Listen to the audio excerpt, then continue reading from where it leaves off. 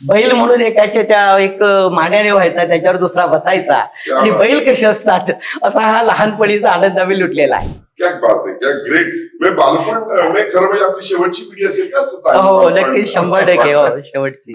हॉस्टेलचं जीवन बघितल्यानंतर एक दिवशी मी पहिला आठवडा भरला आणि खरं तर मी पळून गेलो. तर आपल्या गावाकडची जी मजा असते ती इथे मजा नव्हती. मी पळून गेल्यानंतर सांगितलं मी गुरांशी जाईन, पण मला शाळेत पुढे जायचं नाही. असं योगायोग आला की माझा आणि रेक्टरचं सुरेश सरांचं झालं भांडण. बरोबर बरोबर आमचं रेक्टरचं झालं भांडण. याचा एक मामे भाऊ होता दीपक म्हणून, त्याला मला मारायला सुरेश सरांनी बोलवलं. मग मला म्हटलं काय बरं आता कोणाला गाठावं. आता 25-30 वर्ष झाली लग्नाला तुमच्या. हो काय एक स्टोरी ती नाही खरं तर मी ज्यावेळेस 14वीला होतो 13वी त्याच्यात थोडस कॉलेजला आमचं नाव खराब होतं. बरोबर हा म्हणजे गणेश म्हणून माझं पण नाव खराब होतं. बरोबर पण काय झालं योगायोग माझ्या वर्गातली एक मैत्रीण ती मुंबईवरून आली. मी स्टँडला उभा होतो, येऊन मला जोराने मिठी मारली. माझ्या त्या होणाऱ्या सासऱ्याला असं वाटलं अरे चला याला ही मिठी मारते, हा तर माझ्या मुलीच्या प्रेमात आहे, नक्की आहे काय, म्हणजे हा माझ्या मुलीच्यावर लग्न करेल किंवा नाही ही शंका त्यांच्या मनात आली. आमचं दोघांचं झालं भांडण. लक्षात झालं का? आणि मग ते खूप झालं. ते भांडण खूप झालं. आपल्या गप्पामधनं काय काय बाहेर निघतंय. आज हा क्रांतिकारी विषय की तिथे मी हॉस्टेलला सगळीकडे गेलं, घर समोरच होतं, समोरच घर होतं. आता ब्रिज झालंय, ह्याचं लक्ष अंजूकडे गेलं, ह्याचं लक्ष अंजूकडे गेलं, हा तिच्या प्रेमात पडला. बरोबर प्रश्न आम्ही दोघे तिला जायचो भेटायला, तिला प्रश्न पडायचा नक्की कोण. नमस्कार, मी पालघरकर या चॅनल मध्ये एक गप्पाच्या कार्यक्रमात तुमचं सर्वांचं हार्दिक स्वागत. एक असा कॉन्सेप्ट जो एका कार्यक्रमात मला सुचला, जो कार्यक्रम होता श्री संतोष कृष्णा पावडे यांचा सेवापूर्ती कार्यक्रम. आणि त्या भाषणात मी सांगून गेलो की संतोष कृष्णा पावडे याबद्दल मी काहीतरी माहिती अजून खूप मोठ्या प्रमाणात सांगेन. आणि एक विषय समोर आला आणि त्या विषयानुसार आज आपण हा पॉडकास्ट करतोय. हा पॉडकास्ट म्हणजे प्रश्नोत्तराचा हा काही कार्यक्रम नाहीये. या गप्पा आहेत माझ्या मित्रांची. खरं म्हणजे आज आपल्याशी गप्पा मारायला स्वतः श्री संतोष कृष्णा पावडे या इकडे आहेत. मी त्यांची ओळख एवढंच करून देईन की अत्यंत उत्तम असा शिक्षक, अत्यंत मोठा समाजकारणी, राजकारणी आणि बाकीचं जे काय ते संतोष पावडे यांच्या शब्दातच आपल्याला ऐकायचंय. त्यांच्या बरोबर आम्हाला ही मुलाखत किंवा आपण या गप्पा पूर्ण होऊ शकत नाही जोपर्यंत गणेश प्रधान या इकडे नसतील. गणेश प्रधान शिक्षक, समाजकारणी, राजकारणी, पुन्हा त्यांना सुद्धा उलगडायचंय संतोष पावडेंबरोबर आणि संतोष पावडेंना उलगडायचंय गणेश प्रधान. तो संतोष कृष्णा पावडेजी तुमचं खूप खूप या इकडे स्वागत. गणेशजी खूप खूप स्वागत. स्वागत वगैरे आपण करायचं नाही असं आपलं अगोदर ठरलेलं आहे. ते आपल्या गप्पा चालू आहे. गप्पा मारताना पहिला प्रश्न येतो की संतोष कृष्णा पावडे यांचा जन्म बायांचा पाडा हे गाव आहे. बालपणाबद्दल जर आपण थोडी चर्चा केली तर बरं वाटेल. खरं तर पहिली दुसरीचं शिक्षण माझ्या घरीच, म्हणजे आमच्या घरच्या ओटीवर शाळा भरत होती. आमचे शिक्षक होते सखाराम काळीराम संखे, हे कुंभोलीचे. ते 15 दिवस आमच्या घरी राहायचे, 15 दिवस शाळा भरायची, 15 दिवस आम्हाला सुट्टी असायची. असा आमचा त्यावेळेसचा तो एकंदरीत शिक्षणाचा प्रारंभ होता. खरं तर लहानपण फार एकदम आनंदात केलं. खटाळपणा, तिथुल्या सर्व विविध जातीचे, म्हणजे त्याच्यामध्ये आदिवासी समाज असेल, कुणबी समाज, आगरी समाज, अशा विविध समाजातील मुलांबरोबर खेळायचं. मनोरंजनात्मक पूर्णपणे मनमुराद आनंद लुटायचा हा बालपणीचा हे होता. मग डोंगरीमध्ये जायचं, काही रानमेवे ते मिळतात का ते शोधायचे, ते खायचे. लहान मुलांबरोबर भातुकळीचा खेळ, असं आम्ही लहान. बैल म्हणून एकाच्या त्या एक मांड्याने व्हायचा, त्याच्यावर दुसरा बसायचा आणि बैल कसे असतात असा हा लहानपणीचा आनंद आम्ही लुटलेला आहे. क्या बात आहे, क्या ग्रेट. बालपण खरं म्हणजे आपली शेवटची पिढी असेल का असं चालेल? हो नक्कीच 100% हो शेवटची. गणेशजी आपलं बालपण. सर माझं बालपण हे ग्रामीण विभागामध्येच गेलेलं आहे. मी बाय बॉर्न अकोला. अकोला म्हणजे विदर्भातील अकोला जिल्ह्यातील अकोट तहसीलमध्ये कुटासा नावाचं गाव आहे. आणि त्या गावाला एक विशिष्ट ऐतिहासिक परंपरा आहे. तिथे कोटेश्वर देवस्थान आहे, मोठं, फार प्राचीन आहे. आणि निजामकालीन एक प्रचंड मोठा तलाव सुद्धा आहे तिथे. अशा त्या कुटासा गावी ग्रामीण भागामध्ये माझा त्या ठिकाणी शेतमजूर कुटुंबामध्ये जन्म झाला. आणि माझं प्राथमिक शिक्षण पण 1ली ते 4थी जिल्हा परिषद शाळेमध्ये तिथेच झालं. आणि 5वी ते 10वी सुद्धा माध्यमिक हायस्कूल आहे तिथे. शिक्षण महर्षी डॉक्टर पंजाबराव देशमुख, अतिशय पुरोगामी विचारधारा असलेली ती विदर्भातली एक अग्रगण्य संस्था आहे. महाराष्ट्रातील जे अग्रगण्य संस्था आहे ज्याच्यामध्ये रयत शिक्षण संस्था, विवेकानंद शिक्षण संस्था, तशीच श्री शिवाजी शिक्षण संस्था ही अतिशय प्रतिष्ठित आणि प्रचलित आहे. म्हणजे त्या विदर्भामध्ये ग्रामीण भागामध्ये तळागाळामध्ये खऱ्या अर्थाने जर शिक्षणाची धारा पोहोचवण्याचं काम केलं असेल तर त्या श्री शिवाजी शिक्षण संस्थेने. आणि अशा त्या शाळेमध्ये खऱ्या अर्थाने माझं बालपण गेलं. आणि एक पुरोगामी विचाराचे शिक्षक असल्या कारणाने तिथे लहानपणापासूनच जडणघडण त्या एका विचारधारेमध्ये माझी होत गेली. माझे कुटुंब तसं फार मर्यादित होतं. आईवडील शेतमजूर असल्यामुळे मलमजुरीचं काम करूनच, पण आम्ही 5 भावंड आणि त्या 5 भावंडामध्ये मी सर्वात धाकटा लहान.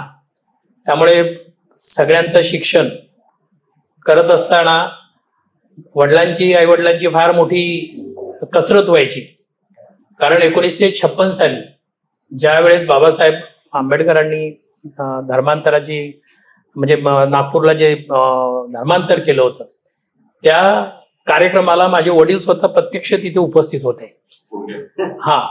आणि त्यामुळे त्यांनी तिथून एक सर्वात म्हणजे स्ट्रॉंग त्यांनी जो विचार घेतला तिथून की आपण आपल्या मुलांना शिकवलं पाहिजे. आणि म्हणून काबाड कष्ट करून वेळप्रसंगी अनेक धंदे त्यांनी त्या ठिकाणी केले, परंतु आमच्या शिक्षणामध्ये सगळ्या भावांच्या कुठेच खंड पडू दिला नाही.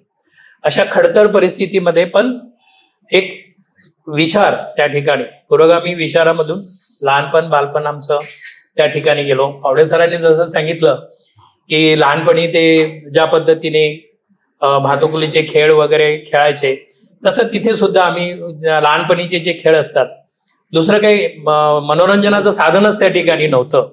म्हणजे त्यामुळे आम्ही तिथे मला आठवते की लहानपणी आम्ही एसटी खेळायचो. आता एसटी म्हणजे बस, मग त्याच्यामधला एक काठ्याची दोरी घ्यायची, ती लांब बांधायची आणि एकाने हातामध्ये काठी घ्यायची आणि तो ड्रायव्हर आणि त्याला मागच्या टोकाला जो राहील तो कंडक्टर. मग असं करून काही कोपऱ्यांमध्ये पोरं उभे राहायचे. मग इकडनं टन केलं की हे बस मग आवाज करत पळायचे. आणि अशा पद्धतीने ती बस आली, त्याच्यात बसणं म्हणजे तो एक पूर्ण देखावा. कारण दुसरं साधनच नव्हती ना तिथे लहानपणी.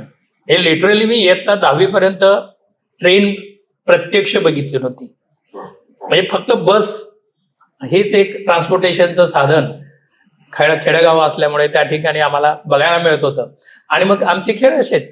आणि जसं सरांनी सांगितलेलं की शेतकऱ्यांचे मुलांचे जे खेळ असतात, बैल हे, आणि लहानपणापासून घरी गुरंढोरं असल्यामुळे म्हशी असायची, त्याचं दुभतं असायचं, त्यामुळे ते गुरांचं शेण काढणं, जर शेणखत वगैरे असेल ते बैलगाडीतून शेतात नेऊन टाकणं, असे म्हणजे बालपणापासून काम करत करत करत पुढे आम्ही आमचं शिक्षण हे चालू राहिलं. आणि शिवाजी शाळेमध्ये म्हणजे श्री शिवाजी विद्यालय कुटासा इथे शिकत असताना खूप चांगले संस्कार तिथल्या शिक्षकांकडनं आम्हाला मिळाले. आणि त्याच्यामुळे कदाचित तिथेच पुढचं जे भवितव्य होतं आमचं, आज जे काही आम्ही घडलो, तर हा कदाचित पाया त्या बालपणामध्ये आणि त्या शालेय जीवनामध्ये घडला असावा असं मला आज वाटतं. गप्पांचा ओघ आपला चालतोय अशा ठिकाणी की एक माझ्या बाजूला माझा मित्र ज्याला राष्ट्रपती पदक पुरस्कार आहे, एक महाराष्ट्र शासनाचा पुरस्कार आहे. महाराष्ट्र असे आदर्श शिक्षक आहात तुम्ही दोघे. सुरुवात मात्र तशीच आहे. पावडे सर, थोडस आपण मग माध्यमिक शिक्षण आणि कॉलेज मधल्या काही गमती जमती जरा सांगितलं तर आपल्याला. खरं तर मी प्राथमिक शिक्षक जे आहे ना माझं 7वी पर्यंत, पहिलं पायचा पाडा, त्यानंतर बहाडोली 6वी पर्यंत, 7वीला चहाड्याला आलो. खरं तर आपण सांगितलं की जन्मस्थळ माझा बायांचा पाडा नाही, माझा जन्म चहाड्याला झाला. बरोबर, म्हणजे चहाड्यालाच माझं 7वीचं शिक्षण झालं. 1983 ला मी 8वी पासून मनी दांडेकर हायस्कूल म्हणजे आर्यन हायस्कूल पालघरला आलो. भारत छात्रालयामध्ये वसतिगृहात राहत होतो. वसतिगृहात राहत असताना सुरुवातीलाच 8वीला जेव्हा ऍडमिशन घेतलं, कारण माझे मोठे बंधू विश्वास पावडे सुद्धा ते छात्रालयात राहिलेले आणि अर्थातच त्याने मला तिथे आणून ठेवलं. हॉस्टेलचं जीवन बघितल्यानंतर एक दिवशी मी पहिला आठवडा भरला आणि खरं तर मी पळून गेलो. तर आपल्या गावाकडची जी मजा असते ती इथे मजा नव्हती. मी पळून गेल्यानंतर सांगितलं मी गुरांशी जाईन, पण मला शाळेत पुढे जायचं नाही. मग भाऊ माझा मोठा होता, असं मी एका बाकड्यावर बसलो होतो, त्याने त्या बुटाची माझी लात मारली की मला खाली पाडलं होतं. मी हळूच उठलो, रडलो, आईला सांगितलं आई माझे कपडे धु, उद्याला मी पुन्हा पालघरला जातो. आणि मग मात्र मी पालघरला आलो तर आस्थागत 1983 ते आज 2026 कायमचा या पालघरवासी मी झालो. माध्यमिक शाळेमध्ये खूप मजा, कारण मुळात वसतिगृहात असताना वसतिगृहाच्या विद्यार्थ्यांचा लीडर निवडत होते मुख्यमंत्री, आणि मला त्या 8वीलाच मुख्यमंत्री होण्याची संधी मिळाली. आणि मग लीडर सांगितलं का थोडा रुबाब असतो. मग हॉस्टेलचं जीवन, मग तिथे कसं होतं, माझ्या बरोबर विशेषतः आपले आमदार तरे साहेब, मी 8वीला तेव्हा ते 6वीला, काळूराम धोतड्यांचा मुलगा दिलीप धोतडे हा माझ्या बरोबर, तो माझ्या 1 वर्ष पुढे 9वीला. आणि विशेषतः आमची 1 महिन्याची तिथे चपात्या करण्याची ड्युटी असायची. मग समजा माझा ड्युटी असेल तेव्हा मी दुसऱ्याला भाकरी देणार अगोदरच, त्यांची असेल तेव्हा मला मिळणार भाकरी अगोदरच. असा हा प्रकार तिथे होत असताना लीडर गेलो मी, मला मस्त भाकरी मिळायची.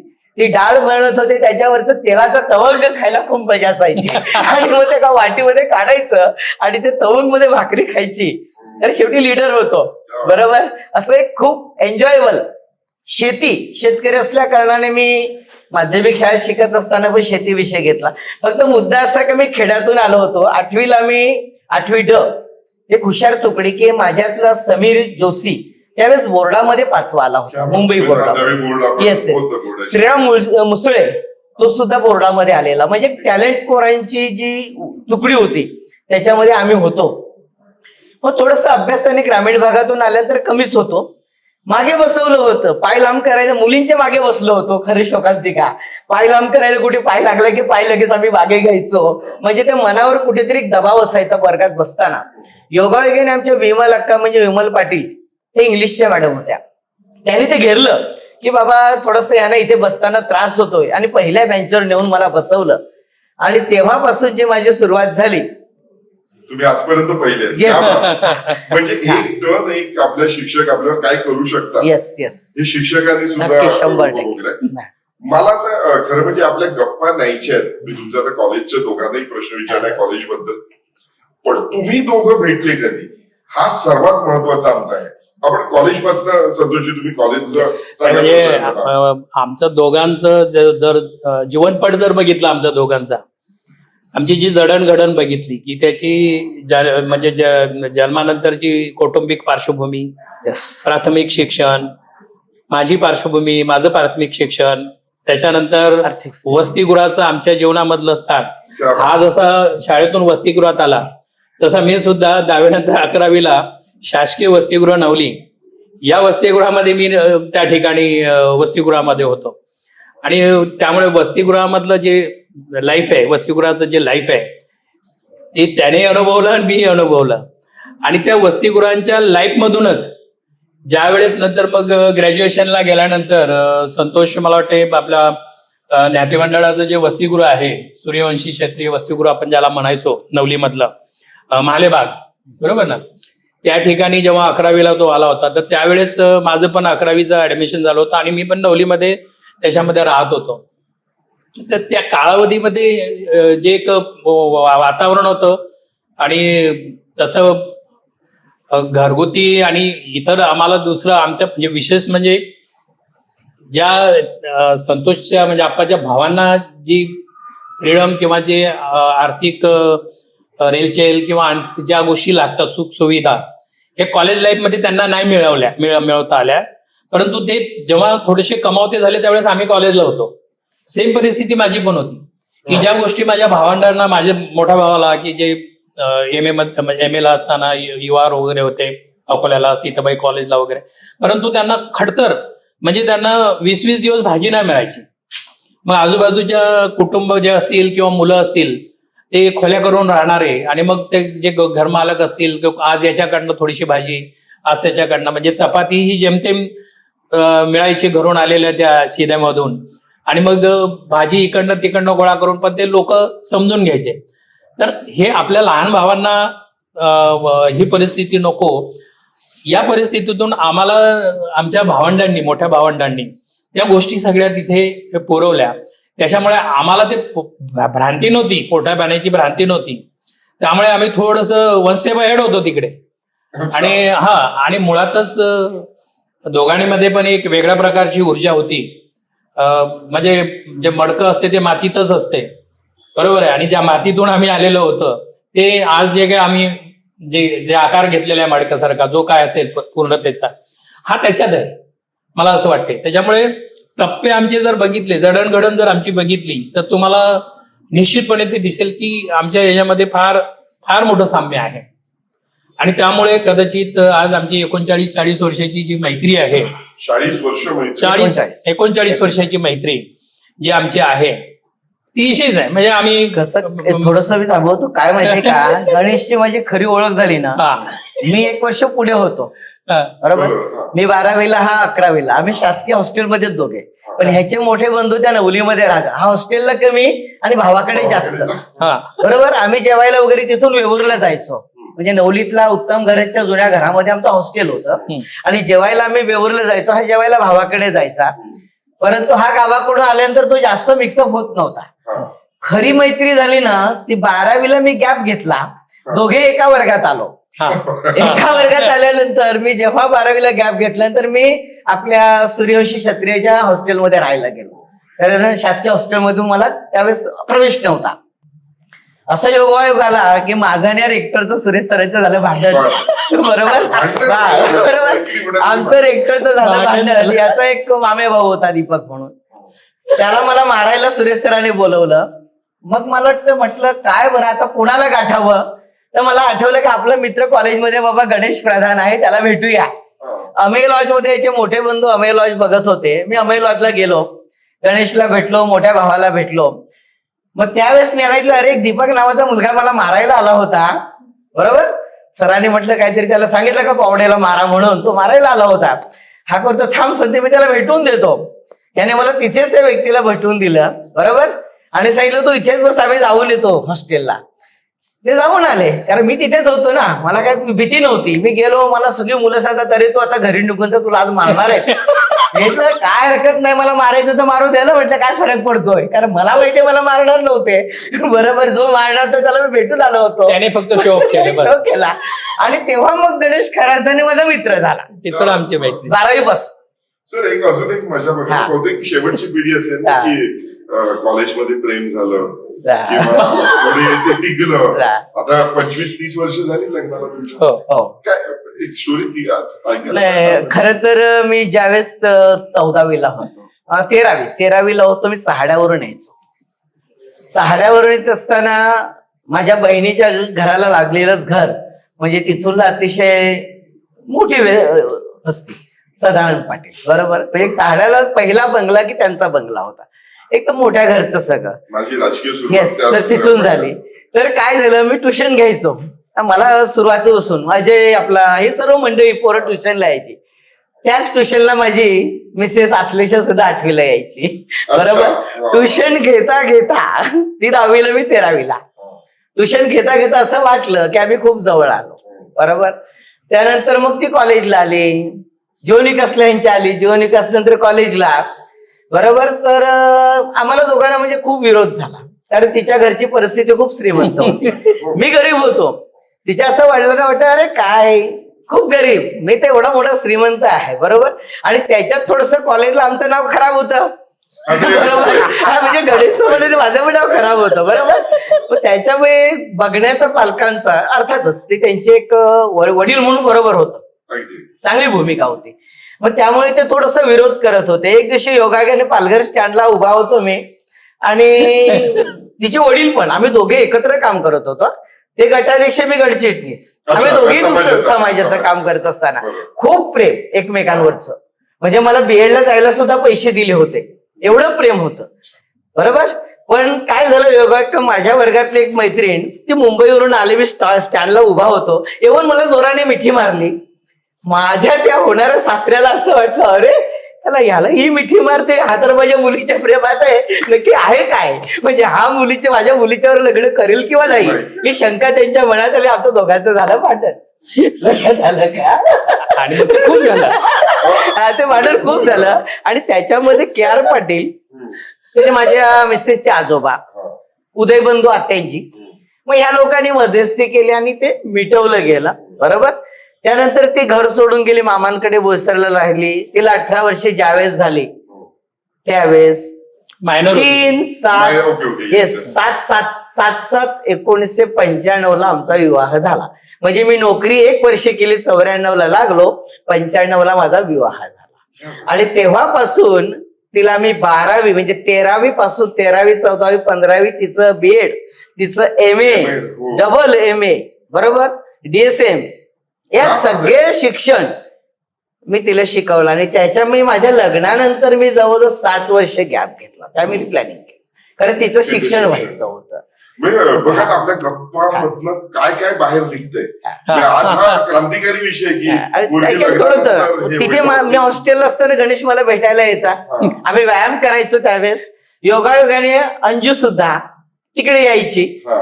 ह्याचं लक्ष अंजूकडे गेलं, घर समोरच होतं, समोरच घर होतं, आता ब्रिज झालंय. ह्याचं लक्ष अंजूकडे गेलं, ह्याचं लक्ष अंजूकडे गेलं, हा तिच्या प्रेमात पडला बरोबर. प्रश्न आम्ही दोघे तिला जायचो भेटायला, तिला प्रश्न पडायचा नक्की कोण. मग शेवटी मी एक दिवशी सांगितलं, गणेश तुझ्यासाठी म्हटलं, गणेश तुझ्या प्रेमात आहे, काय माझं करायचं. पहिलं प्रपोज लेटर जे होतं ना, तर ते रेल्वे ट्रॅक मधून चालत जायचे ना, आम्ही तसं जायचो, पळत पळत जायचो पुढे. तर आता माझी चिठ्ठी मिस कसा देणार, माझी चिठ्ठी सांगितलं याला तू नेऊन दे.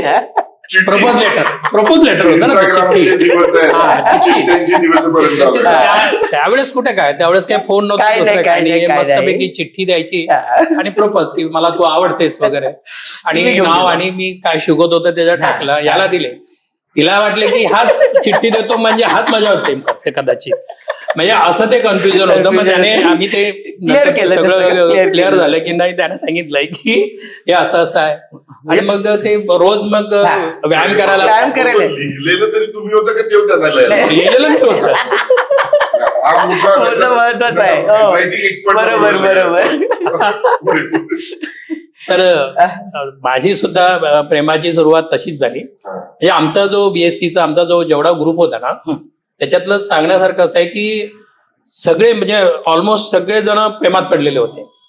आणि त्यावेळेसचे जे ते माहोल होतं, त्यावेळेचे जे चित्रपट होते, आशिकी होती, त्याच्यानंतर तेजा, एक दुजे के लिए, एक दुजे के लिए फार आधी होता, एक दुजे के लिए.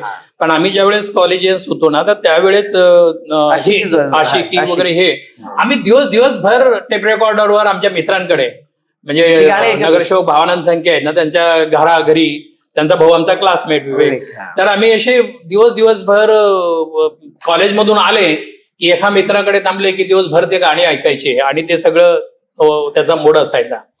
तर जसं संतोषची एक स्ट्रगल आहे म्हणजे प्रेमविवाह करत असताना, तर आमच्या मित्रांनी ज्यांनी प्रेमविवाह म्हणजे केलेले पण सगळ्यांनी निभावलं. म्हणजे पाटील एक सरपंच आपले, त्यांची पण तुमच्या स्टोरी आहे. तर यांनी जे म्हणजे आपा जो सांगतो की म्हणजे अश्लेषा सोबत, तर आमचे म्हणजे 4-4, 5-5 वर्षांचे, 6-6 वर्षांचे म्हणजे आम्ही एकमेकांच्या प्रेमात होतो आणि ते टिकवलं आम्ही. आणि प्लस हे लग्नाचे. आणि जशी याची जी परिस्थिती होती की अश्लेषा मायनर होती तेव्हा, ती शिकत होती, सेम परिस्थिती माझी पण होती. ज्यावेळेस आम्ही इथून बंक केलं, पळालो इथून, म्हणजे ती परिस्थिती थोडी अशी होती की आप्पा जसं बोलता बोलता ओघात सांगितलंय की आम्ही कॉलेजियन्स असताना जरा आम्ही थोडेसे आमचं कॅरेक्टर असे होते की आम्ही थोडे मारकुटे आणि थोडेसे भाईगिरीवाले त्यावेळेचा तो एक माहोल वेगळा होता. तर त्या परिस्थितीमध्ये कदाचित माझ्या सासऱ्यांना पण माहित होते की म्हणजे दिसतोय पोरगा एकदम गुंड प्रवृत्तीचा आणि अशा पोरांना आपली मुलगी कोण देणार. तर आम्ही गाठीभेटी होत होतं हे त्यांना कळत होतं आणि निश्चितच ती दिसायला सुंदर आणि ह्या सगळ्या गोष्टी असणार तर त्यांनी लगेच 12वी नंतर तिचे स्थळं बघायला वगैरे सुरुवात केली. मग ही जी गोष्ट जेव्हा माझ्यापर्यंत पोहोचली तर त्यावेळेस मग आम्ही म्हणजे वेडेपिशे होत होतो. त्यावेळेस आमचं जे 92ला आमचं BSc आम्ही पासआउट झालो होतो आणि पुढचं करिअरची आमची तयारी करत होतो. आमचा जो मित्र आहे कॉमन मित्र आमचा संदीप फणसेकर तो आमच्यामध्ये सर्वांमध्ये समजदार म्हणजे उद्या आम्ही कोणाचे काही कोणाला ठोकामठक केली म्हणजे आम्ही दोघे असे होतो की पहिला फटका मी मारला की दुसरा फटका हा मारायचा किंवा याने पहिला फटका मारला तो दुसरा फटका मी मारायचा म्हणजे आमचं ठरलेलंच असं लिखित नाही पण एक अशी परिस्थिती होती. कोणाचा काहीही प्रॉब्लेम भीती नव्हती प्रवृत्ती दोघांची पण एकदम बेवाक होती अशी. कोणाला कोण कितीही असू दे कसलीही भीती नसायची. त्यामुळे आज जरी आपण राष्ट्रपती पुरस्कार प्राप्त असलो मी राज्य पुरस्कार प्राप्त असलो तर त्या काळातले आमचे जे पिअर ग्रुपचे आमचे जे मित्र आहेत ते जेव्हा आता आम्हाला जर भेटतात ना तर त्यांना ते आश्चर्य वाटते आणि ते शिव्या घालतात. थोडंसं त्याचं काय झालं माहितीये का दादा की मी 11वी 12वीला असताना रेतीचा धंदा करत होतो. संपूर्ण रेती मी मुंबईला ट्रान्सपोर्ट करायचो बोरिवलीला शिवाजी ट्रान्सपोर्ट म्हणून. आणि रेतीचा धंदा म्हटला म्हणजे मारामारी हे आलेच तिकडे. तेव्हा शिवसेना फार जोरात होती आणि शिवसेनेच्या विरोधामध्ये मी धंदा करत होतो. त्याच्यामुळे ते अगोदरच कसं ते वातावरणामध्ये घडलो की आता थोडं जे होईल ते. मी रात्री 12 वाजता 1 वाजता यायचो. मी 12वीला असताना बुलेट चालवत होतो. म्हणजे नंतर आपली परिस्थिती उलट बिघडली गेली तर त्यावेळेस पैसा पण साठवला नाही. एन्जॉय. मी सगळ्या कॉलेजचा मामा होतो. गणेश सांगेल तुम्हाला सगळ्या मुलींचा मामा शिक्षकांचा मामा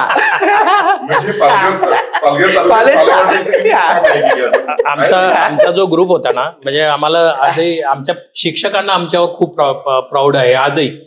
मला परवाच्या दिवशीच आमचे KG डॅनियल्स ते राहतात US ला तर ते US मधून सुट्टीवर आले होते. ते केरळचे प्रॉपर आणि नागपूरला ते आमचे BN Jaiswal sir doctor BN Jaiswal तर त्यांच्याकडे ते गेले. तर सरांनी मला फोन लावून दिला.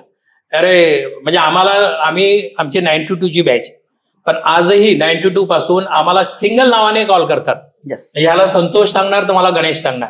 तर सरांनी त्यांना सांगितलंय की अरे संतोष रिटायर हो गया बहुत बड़ा फंक्शन हो गया उसका आणि गणेश बोले अभी कॉलेज का प्रिन्सिपल आहे बोले. तर त्यांना ते आश्चर्य वाटलं. मग त्यांनी तिथून माझ्याशी त्यांनी फोन कॉल करून दिला आणि बोलला. तर ते बोलले की really we are very proud of you. हम लोगों ने कभी सोचा नहीं था. हमको सबके बारे में पता था कि ये बनेगा वो ये बनेगा. कारण त्यांच्या फॅमिली आमच्या ग्रुपमधले जे होते की ते रिच फॅमिलीतले सगळी आमचे फ्रेंड सर्कल होते त्यावेळेस. आम्ही दोघं असे होतो म्हणजे आमचं सिमिलॅरिटी तिथे पण छत्र नव्हतं दोघांना. की आम्हाला पालघरमध्ये आमचं दोघांचं घर नव्हतं. बाकी आमच्या मित्रांचे सगळ्यांचे बंगलो वगैरे होते पण मित्र आमचे एवढे रॉयल होते की कधी त्यांनी कसलंच डिस्क्रिमिनेशन केलेलं नाही. त्या बाबतीत कधी तुझा भाव आई वडील आजही आम्ही त्यांच्या आई वडिलांना आई बाबा म्हणून कॉल करतो. याने जसं सांगितलंय की सगळं शिक्षण लग्न झाल्यानंतर याने अश्लेषाचं केलं तसंच मी सुद्धा माझं लग्न झाल्यानंतर माझ्या बायकोचं शिक्षण तिचं नोकरी आणि ह्या सगळ्या गोष्टी आम्ही आमच्या स्वतःच्या इनबिल्ट कॅपॅसिटीमध्ये केल्या. आणि त्या स्टोरी पण एकदम म्हणजे ज्यावेळेस सैराट पिक्चर आला होता आणि तो पिक्चर बघत असताना सेम टू सेम स्टोरी माझ्या लाईफची. आणि मी जेव्हा म्हणजे आम्ही जेव्हा घरून प्रेमविवाह करण्यासाठी जेव्हा तिच्या लग्नाच्या गोष्टी चालल्या होत्या तिला कोणत्या परिस्थितीमध्ये घराच्या बाहेर बोलवलं जुन्या कपड्यावर एका ड्रेसवर मैत्रिणीसोबत. आणि ते मैत्रिणी इथे श्रीवास्तवचं एक टायपिंग सेंटर होतं बघा काँग्रेस भवनमध्ये.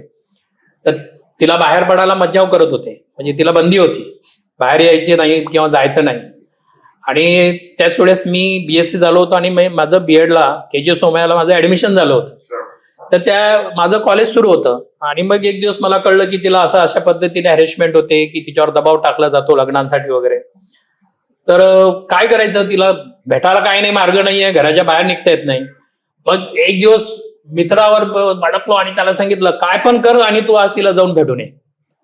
मग संदीप आमचा जो मित्र आहे, मी वसतिगृहात थांबलो आपल्या SK हॉस्टेलला, इथे थांबलो आणि त्याला सांगितलं की तू जाऊन तिची भेट घे. तो रात्रीला काळोखात भिंतीवर उडी मारून तिच्या रूम मध्ये गेला आणि तिला त्याने भेटला आणि तिला पूर्ण चौकशी तिची केली की काय परिस्थिती आहे. तिने सांगितलं हो माझ्या घरी अशा अशा पद्धतीची परिस्थिती आहे. आणि मग मी थोडंसं हे झालो, तिथे थोडा डिस्टर्ब झालो आणि काहीतरी करायला पाहिजे, बाहेर पडलं पाहिजे. म्हणजे शिक्षण चालूच होतं, आता जॉब नाही काय नाही. आणि एक दिवस तिच्या मैत्रिणीला गाठलं की तिला बाहेर काढ, फक्त काहीतरी मला तिच्याशी बोलायचं आहे. आणि ते कॉलेज आपलं हे टायपिंगची परीक्षेचा निकाल लागला असं म्हणून ती मुलगी सविता नावाची तिची मैत्रीण होती नवली मधली, सविता शाला, तिला घेऊन ते तिथे आली बाहेर. आणि आल्यानंतर तिला सांगितलं की तू आता जा. तिला सांगितलं की बघ हा आता तुला निर्णय घ्यायचा आहे, तुला जर माझ्यासोबत जर आयुष्य काढायचं असेल आणि तुला जर खरंच माझ्यावर जर प्रेम असेल तर तू निर्णय घे, काय करायचं बोल. ती बोलली की नाही मी तयार आहे. बीएडला आणि नाही हे म्हणजे माझ्यासोबत यायला. अंजू तो बीएड करत होता. नाही मी बीएड करत बीएड होतो, करत शिकवत होता होतो. गणेश. त्या दिवशी कॉलेजला गेलो नाही. आणि मग तिच्या मैत्रिणीला सांगितलं की तू निघून जा. ती घाबरली खूप. ती बोलली मी घरी एकटी गेली तर मला मारतील धरून. आणि ती जी प्रचंड घाबरली. तेवढ्यात एक मित्र होता माझा नाना म्हणून, त्याला सांगितलं, तो नाना तिला बोलायला लागला तू जातो की नाही तर तुला उचलून घेऊन जाईल. ते ती मुलगी घाबरली आणि ती तिथून निघून गेलो. आणि मग आम्ही तिथून दोघं दिसायला नाही पाहिजे म्हणून मग ट्रेनने गेलो तर कदाचित येऊ. आम्ही केळव्या रोड पर्यंत याने गेलो, रिक्षाने गेलो. तिथून नंतर मग केळवा रोड काढला. तिथे माझा मित्र संदीपच्या बहिणीचा तिथे रूम होती. आम्ही त्या रूम मध्ये प्लॅटफॉर्मलाच लागून होती, तिथे थांबलो थोडा वेळ आणि ट्रेन पकडली आणि मग पुढे गेलो. तिथे गेल्यानंतर सुद्धा तो एक मित्र सोबत होता फक्त, म्हटलं तो असला पाहिजे कुठेतरी. आणि तिथे गेल्यानंतर आम्ही भांडूपच्या झोपडपट्टीत गेलो, कारण नातेवाईक त्याचा फक्त तिथेच होता. आणि ते गेल्यानंतर तुम्हाला सांगतो की सेम चित्र परिस्थिती ही सैराटमध्ये जशी होती तीच परिस्थिती तिथे माझ्या आयुष्यामध्ये तिथे म्हणजे आलं की आम्ही रिलेट करत होतो तिथे. आणि त्याच्याही पेक्षा आणखी काही मग भयानक प्रकार झाले. मग अशा याच्यात तिथे कसं राहायचं, 10 बाय 10ची रूम. आणि मग तिथून आम्ही निघालो. तिथून मी मुंब्र्याला गेलो. तर मुंब्र्याला गेल्यानंतर तिथे माझा मामे भाऊ कुठेतरी एक कामाला राहत होता, तो पण रूम बदलून गेला, त्याचा पत्ता माहिती नाहीये. तरी पण कसं तरी त्याचा पत्ता काढला आणि मग एक रात्र तिथे. आता ठरवलं होतं की तिथून सुद्धा रात्रीची ट्रेन पकडायची आणि अकोला गाठायचं. हे एवढा मोठा संघर्ष. आणि मी कॉलेजला ऍडमिशन माझं दुसऱ्या दिवशी मला कॉलेजला जाणं गरजेचं होतं. मी मुरबाडला होतो त्यावेळेस. हा त्यावेळेस संतोष मुरबाडला मुरबाडला कॉलेज. पालघरला तुम्हाला कॉलेजला हे विद्याविहार. मी विद्याविहारला रोज मी मुरबाडला मुरबाडला. आणि अशा सिच्युएशन मध्ये डायरेक्ट गेलो आणि तिथे कोर्ट मॅरेज केलं. मला फोन आला, लग्न केलं, धक्का बसला मला. विशेष म्हणजे कोर्टात लग्न केलं, बायकोला स्टेशनवर बसून ठेवली विद्याविहार स्टेशनला आणि कॉलेजला गेलो. तर कॉलेजला गेल्यानंतर तिथे जॉईस आरणा आणि सौदामिनी मेनन म्हणून, डॉक्टर सौदामिनी म्हणून आमच्या HOD होत्या. तर त्याला सांगतो अरे तू गणेश इतना लेट क्यों? मॅडम मैं शादी करके आया. ते बोलते व्हॉट? म्हणजे गणेशचं बघा, गणेशने बीएडला असताना लग्न केलं. सर म्हणजे पहिला गप्पांचा कार्यक्रम आणि खरं म्हणजे या कार्यक्रमाला काही थोडासा आशीर्वाद लागतो, काही कोणाचा पाठिंबा लागतो. तर हा एक यंग सायंटिस्ट आहे विवाद कारुळकर. त्याचे वडील प्रशांत कारुळकर हे माझे मित्र आहेत. आणि आपल्या पालघर जिल्ह्यामध्ये, ठाणे जिल्ह्यामध्ये प्रशांत कारुळकरांचं कारुळकर प्रतिष्ठान हे बऱ्याच वर्षापासून कार्यरत आहे. आणि यंग सायंटिस्ट, आता म्हणजे बघा आपलं हिंदू अध्यात्म किंवा वैदिक त्याचे ग्रंथ आणि आजचं सायन्स याच्याबद्दल हा शोध करतोय, त्याचे प्रबंध लिहिलेत, त्याची स्वतःची पुस्तकं प्रसिद्ध झाली आहेत. सो थँक्यू विभागचं एक नंतर तुम्हाला पुस्तक तुम्हाला देईल आणि आपण पुन्हा या एक इंटरव्ह्यूला थोडस ते बरं सांगितलं तुम्ही. ते यंग सायंटिस्ट आहेत, आम्ही दोघे विज्ञान शिक्षक आहोत आणि आम्ही सुद्धा आज विज्ञान मंडळाच्या माध्यमातून तालुका जिल्हा स्तरावर दोघेही कार्यरत आहोत. आम्ही यंग सायंटिस्ट घडवण्याचं काम करतोय. ग्रेट. हा म्हणजे योगायोग आहे हा त्याच्यातला. आमचं जे विज्ञान मंडळ आहे जिल्ह्याचं त्याचे ते अध्यक्ष आहेत, कार्यवाह आहे. सेक्रेटरी आहे जिल्ह्याचे. आपण एक प्रश्न आपला राहिला तेच ह्यांचं तर झालं. हा आपण आलो होतो विवाहाच्या प्रसंग, लग्न.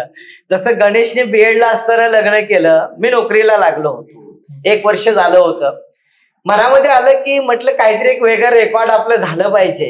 लोक लग्नासाठी बरीचशी रजा वगैरे काढतात, पण मी आमचं नवीन याच्यामध्ये शिक्षणाचा उद्बोधन वर्ग होता आणि 3 दिवस चालणार होता. मी लगेच गेलो कोर्टामध्ये आणि तारीख बरोबर मॅच करून घेतली. बाबा ह्या ट्रेनिंग मध्येच माझं लग्न झालं पाहिजे. आणि मग त्या ट्रेनिंग मध्ये ऑन ड्युटी मी माझं लग्न केलं आणि सगळे शिक्षक ट्रेनिंगचे ते माझ्या लग्नाला आले होते. म्हणजे मी कोर्ट मॅरेज केलं, ऑन ड्युटी लग्न केलं. म्हणजे तिथे सुद्धा मी गणेश सारखं काही रजा वगैरे घेतली नाही. म्हणजे एकाने बीएडला असताना आणि एकाने ट्रेनिंगला असताना लग्न केलं. म्हणजे अशा बऱ्याचशा गोष्टीमध्ये तुम्हाला साम्य गणेश आणि माझ्यामध्ये दिसून येईल. सर आता हे आपण सगळीकडे आपण पाहतोय इंस्टाग्राम वगैरे. म्हणजे आता रिलेशनशिप त्याच्यानंतर मध्ये वेगवेगळे त्या रिलेशनशिपचे पण आता अर्थ वेगवेगळे होतात. हे असताना त्या काळातली दोघं आज 25 वर्ष होऊन गेली ना, 30 वर्ष 30 वर्ष ही कमिटमेंट सांभाळणं ग्रेट. पुढची पिढी काय होईल आपल्याला माहित नाही. आता एक आपण जरा थोडस येऊ शिक्षण क्षेत्राकडे. मी त्याच्यातले काही बदल वगैरे बद्दल आपण बोलूच याच्याबद्दल. राष्ट्रपती पुरस्कार विजेते संतोष कृष्णा कांबळे, आपण शिक्षक व्हावं ही प्रेरणा कोणाकडनं मिळाली की तुम्ही त्या वाहत तिकडे गेला? काय खरं तर मला शिक्षक व्हावं असं मुळात नव्हतं. माझा खाकी वर्दीकडे फार कल होता की अंगामध्ये खाकी वर्दी असावी, बरोबर. त्या अनुषंगाने प्रयत्न झाले. मला फॉरेस्ट डिपार्टमेंट मध्ये मी एक परीक्षा पण दिली होती, पण आर्थिक स्थिती नव्हती आणि म्हणून मी तिकडे जाऊ शकलो नाही. पण गणेश, मी, संदीप, प्रमोद पाटील आम्ही क्लासेस चालवायचो. कॉलेज करत असताना क्लासेस पण घ्यायचो आणि त्याच्यातून हळूहळू आवड होत गेली. आणि खरं तर मला गणिताविषयी जो कठीण वाटायचा तो खूप आवडायला लागला आणि स्पेशल गणितचा मास्टर म्हणून मी तयार झालो. म्हणजे पालघरमध्ये अनेक क्लासेस होते, पण भूमितीसाठी जॉमेट्रीसाठी माझ्याकडे लोक यायचे, काय जॉमेट्री शिकण्यासाठी. म्हणजे असा आवडीचा मग झाला, ओके डन. आमच्यापैकी मॅथ्स मधला तो रँगलर आहे. मॅथ्स मध्ये म्हणजे आम्ही त्याला रँगलर म्हणायचो. तर त्याचं एवढं मॅथ्सचं कंटेंट. माझा मुलगा आउट ऑफ 150 आदिवासी भागात डहाणूतील गांगणगाव या खेड्या गावातला मुलगा विदाउट ट्युशनचा 150 मार्क्स त्याने काढलेले. हे निवळ आम्ही शिकवतो त्याच्यावर. म्हणजे आनंद काहीच नाही, नाही क्लासेस नाही, काय नाही, काही नाही. म्हणजे एक महत्वाचं का आम्ही जिथे जिथे गेलो तिथे झोकून दिलं. त्या क्षेत्रात जायचं, त्या क्षेत्रात काहीतरी एक आगळं वेगळं निर्माण करायचं ही उर्मीच होती आणि गणेशने केलं, मीही करून टाकलं त्या ठिकाणी. सर आता शिक्षक म्हणून तुम्ही शिक्षण क्षेत्राकडे कसं? नाही, खरं तर पूर्वीचं शिक्षण ना, म्हणजे शिक्षणामध्ये शिक्षक म्हणजे गुरुजी. गावामध्ये मला आठवतं एखाद्या व्यक्तीचं लग्न जुळवायचं असेल तर त्या ठिकाणी पहिल्यांदा गुरुजीला बोलवायचे. गुरुजी असे आम्ही लग्नाची इथे तयारी करतोय, सोयरीक जमवतोय. म्हणजे जो फार गुरुस्थानी गुरुजीला मानत होते ती परिस्थिती पूर्ण बदललेली आहे. म्हणजे आम्ही शिक्षक आला का पळून राहायचो किंवा शिक्षक भेटला का नतमस्तक व्हायचो, त्यांची चरणी जाऊन नतमस्तक व्हायचो. आता तसं नाही. आता आमचे शिक्षक येत आहेत, मुलं आपला चेहरा लपवत आहेत. शिक्षकांबद्दल आदर हा आता राहिला नाही. याच्यावर मी आपल्याला थांबवतो.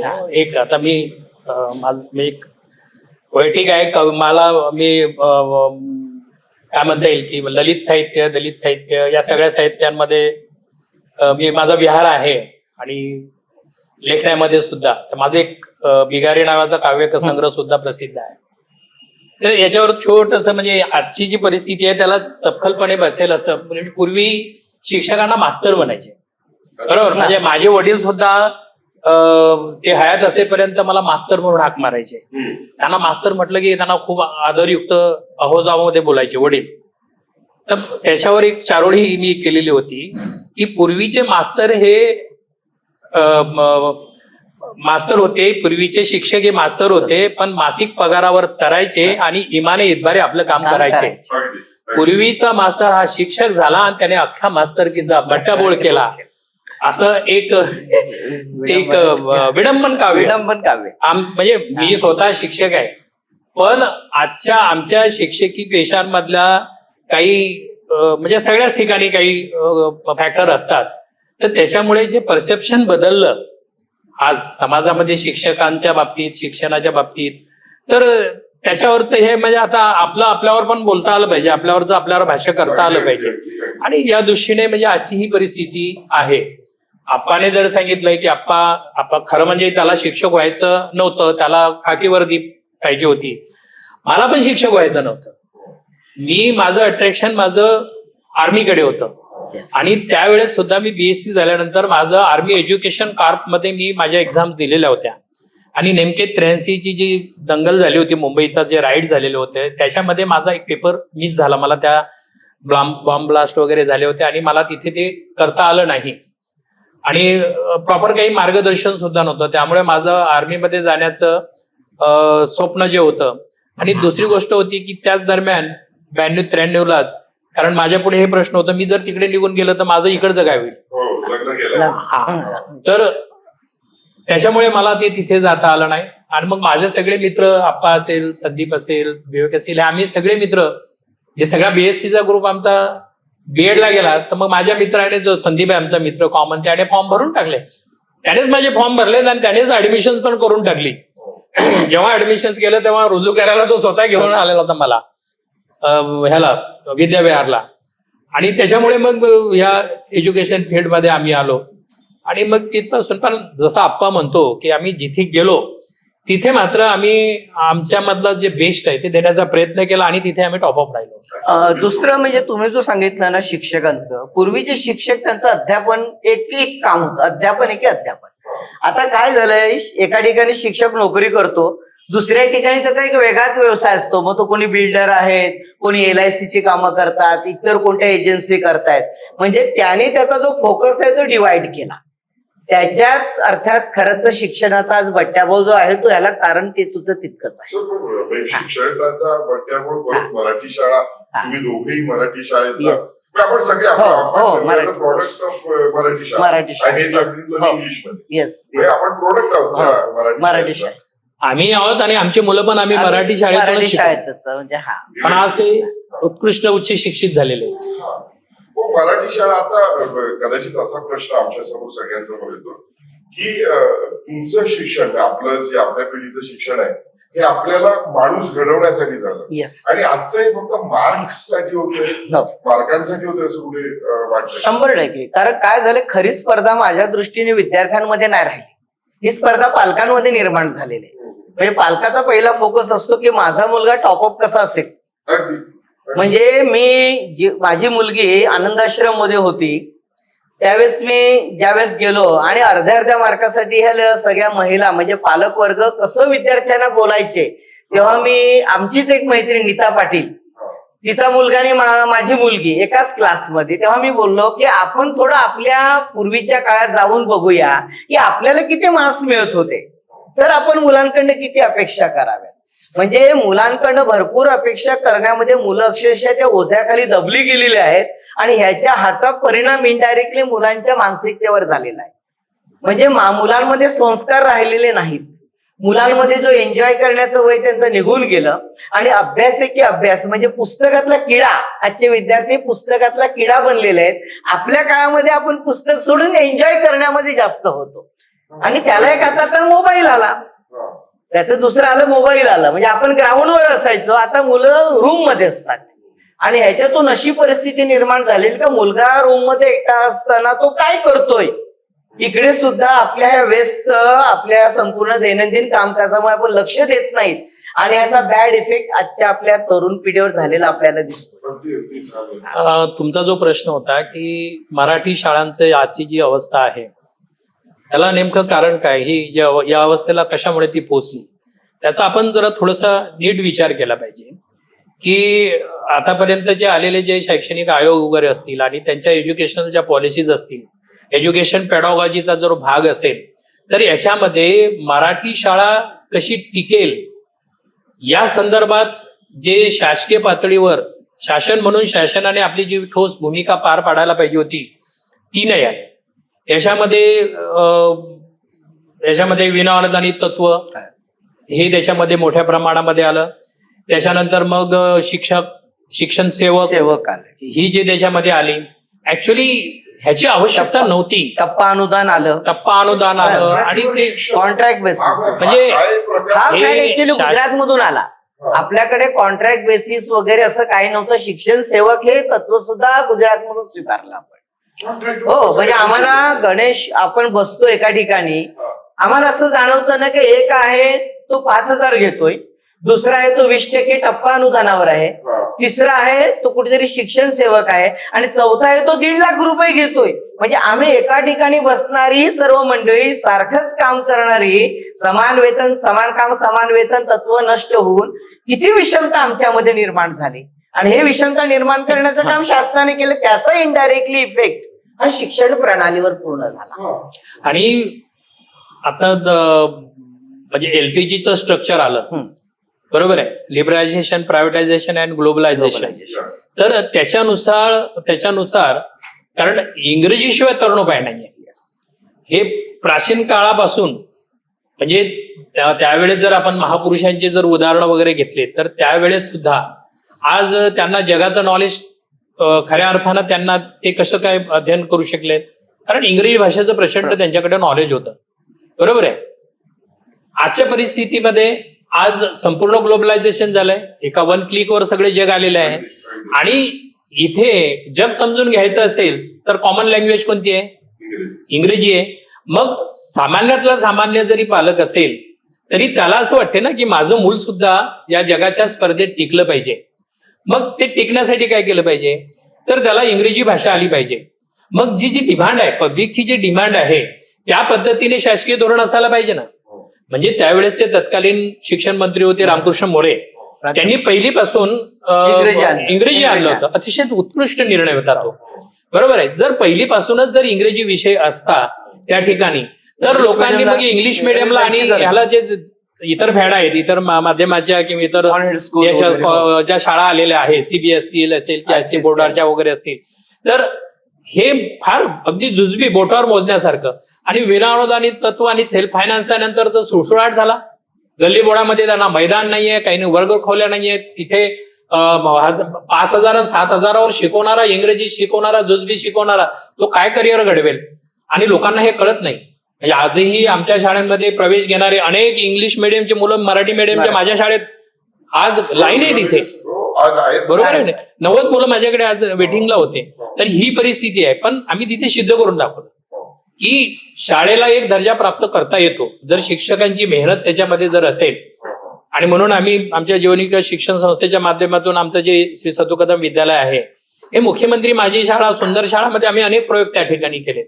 आणि आज परिणाम आपल्याला दिसतोय की अतिशय, म्हणजे आम्ही पूर्वी संख्यात्मक जो विषय होता आता गुणात्मकतेवर, आणि ह्या सगळ्या गोष्टीचा परिणाम असा झाला की लोकांना पुन्हा असं वाटायला पाहिजे की आपण मराठी मीडियम मध्ये गेलो पाहिजे.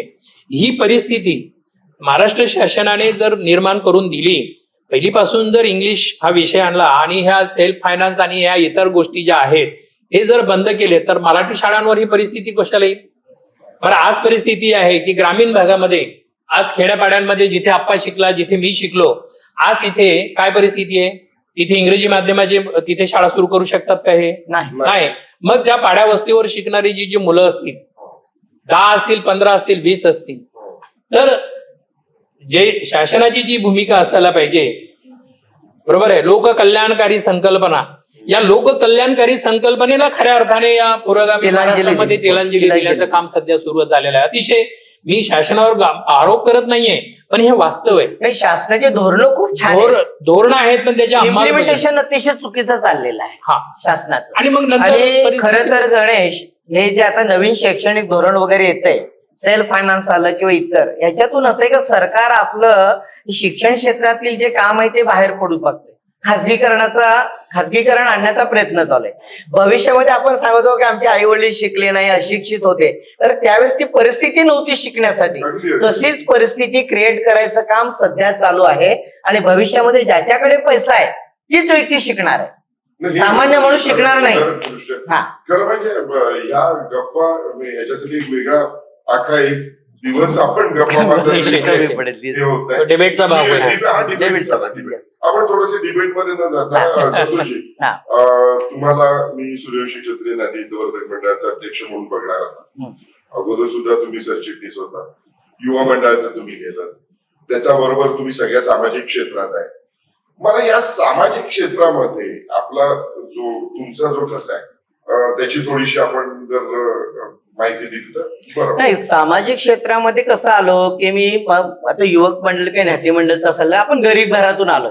त्याच्यामुळे सुरुवातीला मी आठवायचं की आम्हाला समाजाकडनं पुस्तकं मिळायची. म्हणजे पुस्तकं घ्यायला मी आमच्या बायांच्या पाड्यापासून 5 किलोमीटर दुपट्याला राजाराम पाटलांकडे जायचो. बरोबर. अरे समाजाने मला पुस्तकं दिली आणि ते घेत असताना समाजाप्रती खूप आदर निर्माण झाला की समाज आपल्यासाठी काहीतरी देतोय आणि हेच मनात राहून आपण समाजासाठी उत्तरदायित्व लागतं, आपण समाजासाठी काहीतरी केलं पाहिजे. अशा दृष्टीने मी 11वी पासून म्हणजे 1989 ला मी सामाजिक कार्यामध्ये समाजाच्या मंडळामध्ये कार्याला प्रारंभ केला. सगळी ज्येष्ठ मंडळी होती. मी एकदम लहान मुलगा त्यांच्याबरोबर फिरायचो, पण मजा वाटायची की एवढी मोठ्या लोकांच्या बरोबर आपण फिरतोय. थोडस एक मध्ये थांबवतो तुम्हाला. जसा लहान संतोष तिकडे गेला समाजाकडे, आमची लहान मुलं जात का नाहीये? हे ती शोकांतिक आहे की आपली मुलं सामाजिक कार्यात काहीच नाही. पुस्तकं दिलेली आहेत, तशी याला पण मदत आहे. Yes yes. ती का जात नाही? त्याच्यासाठी बदलत्या धोरणानुसार, कारण मी असताना ते कदाचित मंडळाचं धोरण बरोबर होतं की ते उपक्रम बरोबर होते, पण आताच्या मुलांना काय पाहिजे, तरुण पिढीला काय पाहिजे, हे समाजाने थोडस बदललं पाहिजे. आणि येस येस येस आमचं म्हणणं हेच आहे. येस 100% 100% बदल करावा 100% येस येस येस येस. निश्चितच की समाजातील तरुण कसा आकर्षिला जाईल सामाजिक कार्यामध्ये. तर हे बघा, शेवटी अर्थार्जनासाठी आपल्याला काहीतरी व्यवसाय करायचाच आहे.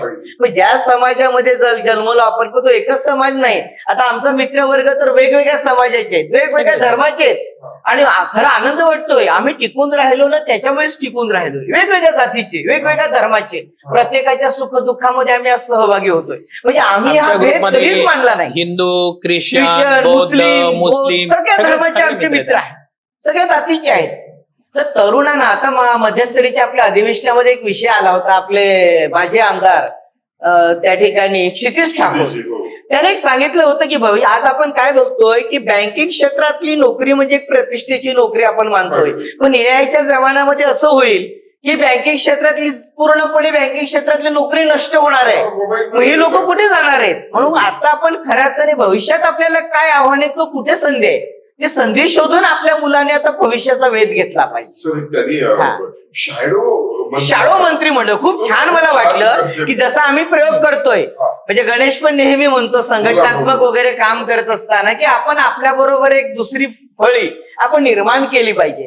तर ते जे त्या ठिकाणी सांगितलं ना की शॅडो मंत्रिमंडळ जे कसं पाहिजे, तर आपल्या बरोबर समजा एक अध्यक्ष आहे तर दोन त्याने एक्स्ट्रा अध्यक्षपद त्यांनी घेतले पाहिजे, सहाय्यक. आणि आपल्याबरोबर त्याने शिकवलं पाहिजे की मी गेल्यानंतर ती पोकळी निर्माण होणार नाही आणि अतिशय सुंदर काम होईल. एक खूप सुंदर उदाहरण दिलं. आणि भविष्यामध्ये आता तुम्ही सांगितलं मंडळाचा अध्यक्ष, भाई आता आपण पण बरेच वर्ष एकत्र काम करतोय, मी अध्यक्ष मागे पण होतो, बरोबर. परंतु कसं असतं, कार्यकाळ कमी मिळत असल्याने जे मला आपल्या काही अपेक्षा असतात, जे आपल्याला काही करायचं असतं ते आपण करू शकत नाही. ऍक्च्युली कार्यकाळ हा कमी पडतो.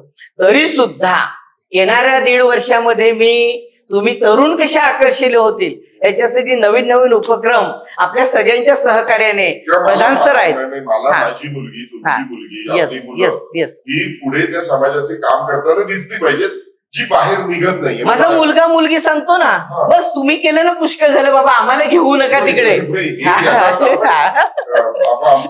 Yes yes yes. फेल्युअर आहे मुळात काय की या प्रश्नाचं फेल्युअर आहे आपलं. पावडे सरांनी त्याचं उत्तर ऑलरेडी दिलेलं आहे की पावडे सर आपल्याला वाटतंय की ते याच्यामध्ये का खेचले गेले, कारण त्यांना शालेय दशेपासून त्यांना जी पुस्तकं मिळत होती ती पुस्तकं समाज देतोय मला, आणि ज्याच्यातून मला शिकायला मिळते. मी सुद्धा बघत होतो, माझ्या डोळ्याने मी बघत होतो. ज्यावेळेस आम्ही सायन्सला वगैरे होतो तर तिथे वसतिगृहामध्ये जे पुस्तकं यायची, मुलं पुस्तकं घ्यायची, आम्हाला असं वाटायचं की ही सिस्टम आमच्या समाजामध्ये कुठे नाहीये. केवढा यांचा समाज छान म्हणजे अग्रेसर आहे, पुढारलेला आहे की बघा यांना सगळे पुस्तकं जे आहे त्या मुलांना इथून मिळतात. बेसिक काय झालं की आपली मुलं काय येत नाहीयेत, कारण आपण आज जर विचार केला ना तर जे काय आर्थिक स्थैर्य आलेलं आहे, Yes. आजचा पालक म्हणून आपण आपले आईवडील आपल्याला काय पुरवत होते आणि आपण आपल्या मुलांच्या हातामध्ये काय देतो. आज त्यांची ती नीट नाहीये ना, त्यांना ती गरज वाटत नाहीये की हे मी केलंच पाहिजे. सुव्यवस्था Yes. केली आहे समाजाची. बिलकुल त्याच्यावर प्रश्न निर्माण होतील. म्हणून काही गोष्टीमध्ये की पालक म्हणून काही गोष्टीमध्ये की जेव्हा आपलं समाजाचं अधिवेशन असेल Yes. किंवा काय असेल मुलाने तर घेऊन गेलं. आवर्जून बोला. Yes. तिथे आपला स्वतःचा पालक म्हणून आपला आग्रह असला पाहिजे की सहकुटुंब आपण त्या समाजाच्या कार्यक्रमाला तिथे उपस्थित राहिलं पाहिजे. आता सर आज अशी परिस्थिती आहे की माझ्या घरामध्ये वैयक्तिक जे लिटरेचर आहेत, वेगवेगळ्या आशयाची पुस्तकं आहेत, जवळपास 700-800 पुस्तकं आहेत माझ्या लायब्ररीमध्ये वैयक्तिक. पण त्याच्यातल्या एकाही पुस्तकाला माझा मुलगा मुलगी हात नाही लावत. बरोबर आहे. तर त्यांना मी विचारलं की अरे भल्या माणसाने कधीतरी बघा जरा याच्यात किती विषय आहेत आणि हे पुस्तकं वगैरे. तेवढं काय गरज आहे, आम्हाला सगळं आमच्या मोबाईलवर मिळते. टॉकिंग बुक आहेत आणि आम्ही एक क्लिकवर टाकलं तर आम्हाला मिळतो. पण त्यांना हे माहिती नाहीये की स्क्रीनवरचं आपण जे काही अध्ययन वगैरे करतो हे शॉर्ट टर्म मेमरीमध्ये सारखं आहे, हे राहत नाहीये, रिअलाइज होत नाहीये. बरोबर आहे. आता लेटेस्ट आम्ही पुस्तकाचं गाव जे आहे, आम्ही आमचा अभ्यास दौऱ्याला गेलो होतो, आम्ही तिथे व्हिजिट केली आवर्जून आणि त्या गावामध्ये असलेले पुस्तकं आणि तिथली जी सगळी कल्चर बघितलं पुस्तकांचं. मी तिथून आजच लगेच घेतलंय आणि ऍज अ प्रिन्सिपल म्हणून याच वर्षी वाचन प्रेरणा वर्ष म्हणून माझ्या शाळेत डिक्लेअर केलं. पहिल्या दिवसापासून वाचन प्रेरणा वर्ष म्हणून मला आवर्जून आणि आमच्या संस्था चालकांचा पण तो आग्रह आहे, वागेश कदम साहेबांचा, की मुलांमध्ये हे वाचन संस्कृती, लेखन आणि वाचनाची संस्कृती आपल्याला डेव्हलप करायची आणि त्या दृष्टीने वर्षभर आम्ही ते कार्यक्रम, कारण दादा ही मोठी खंत आहे की मुलं हे जोडले कनेक्ट कसे होणार. अहो तुम्ही समाजाचं अधिवेशन असेल किंवा त्याच्यामध्ये आपलं जे आपण आपली जी पुस्तिका प्रकाशित करतो, वार्षिक अहवाल करतो, तो त्यांनी वाचला तर पाहिजे ना.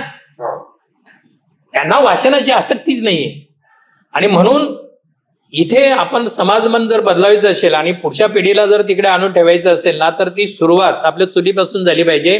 पालकांनी किमान त्या मोमेंटला तरी समाजाचे जे काही कार्यक्रम असतील, स्पोर्टचे असतील किंवा आणखी काही सोशल गॅदरिंग असतील, त्याच्यात आवर्जून त्या मुलांनी तिथे उपस्थित राहिलं पाहिजे.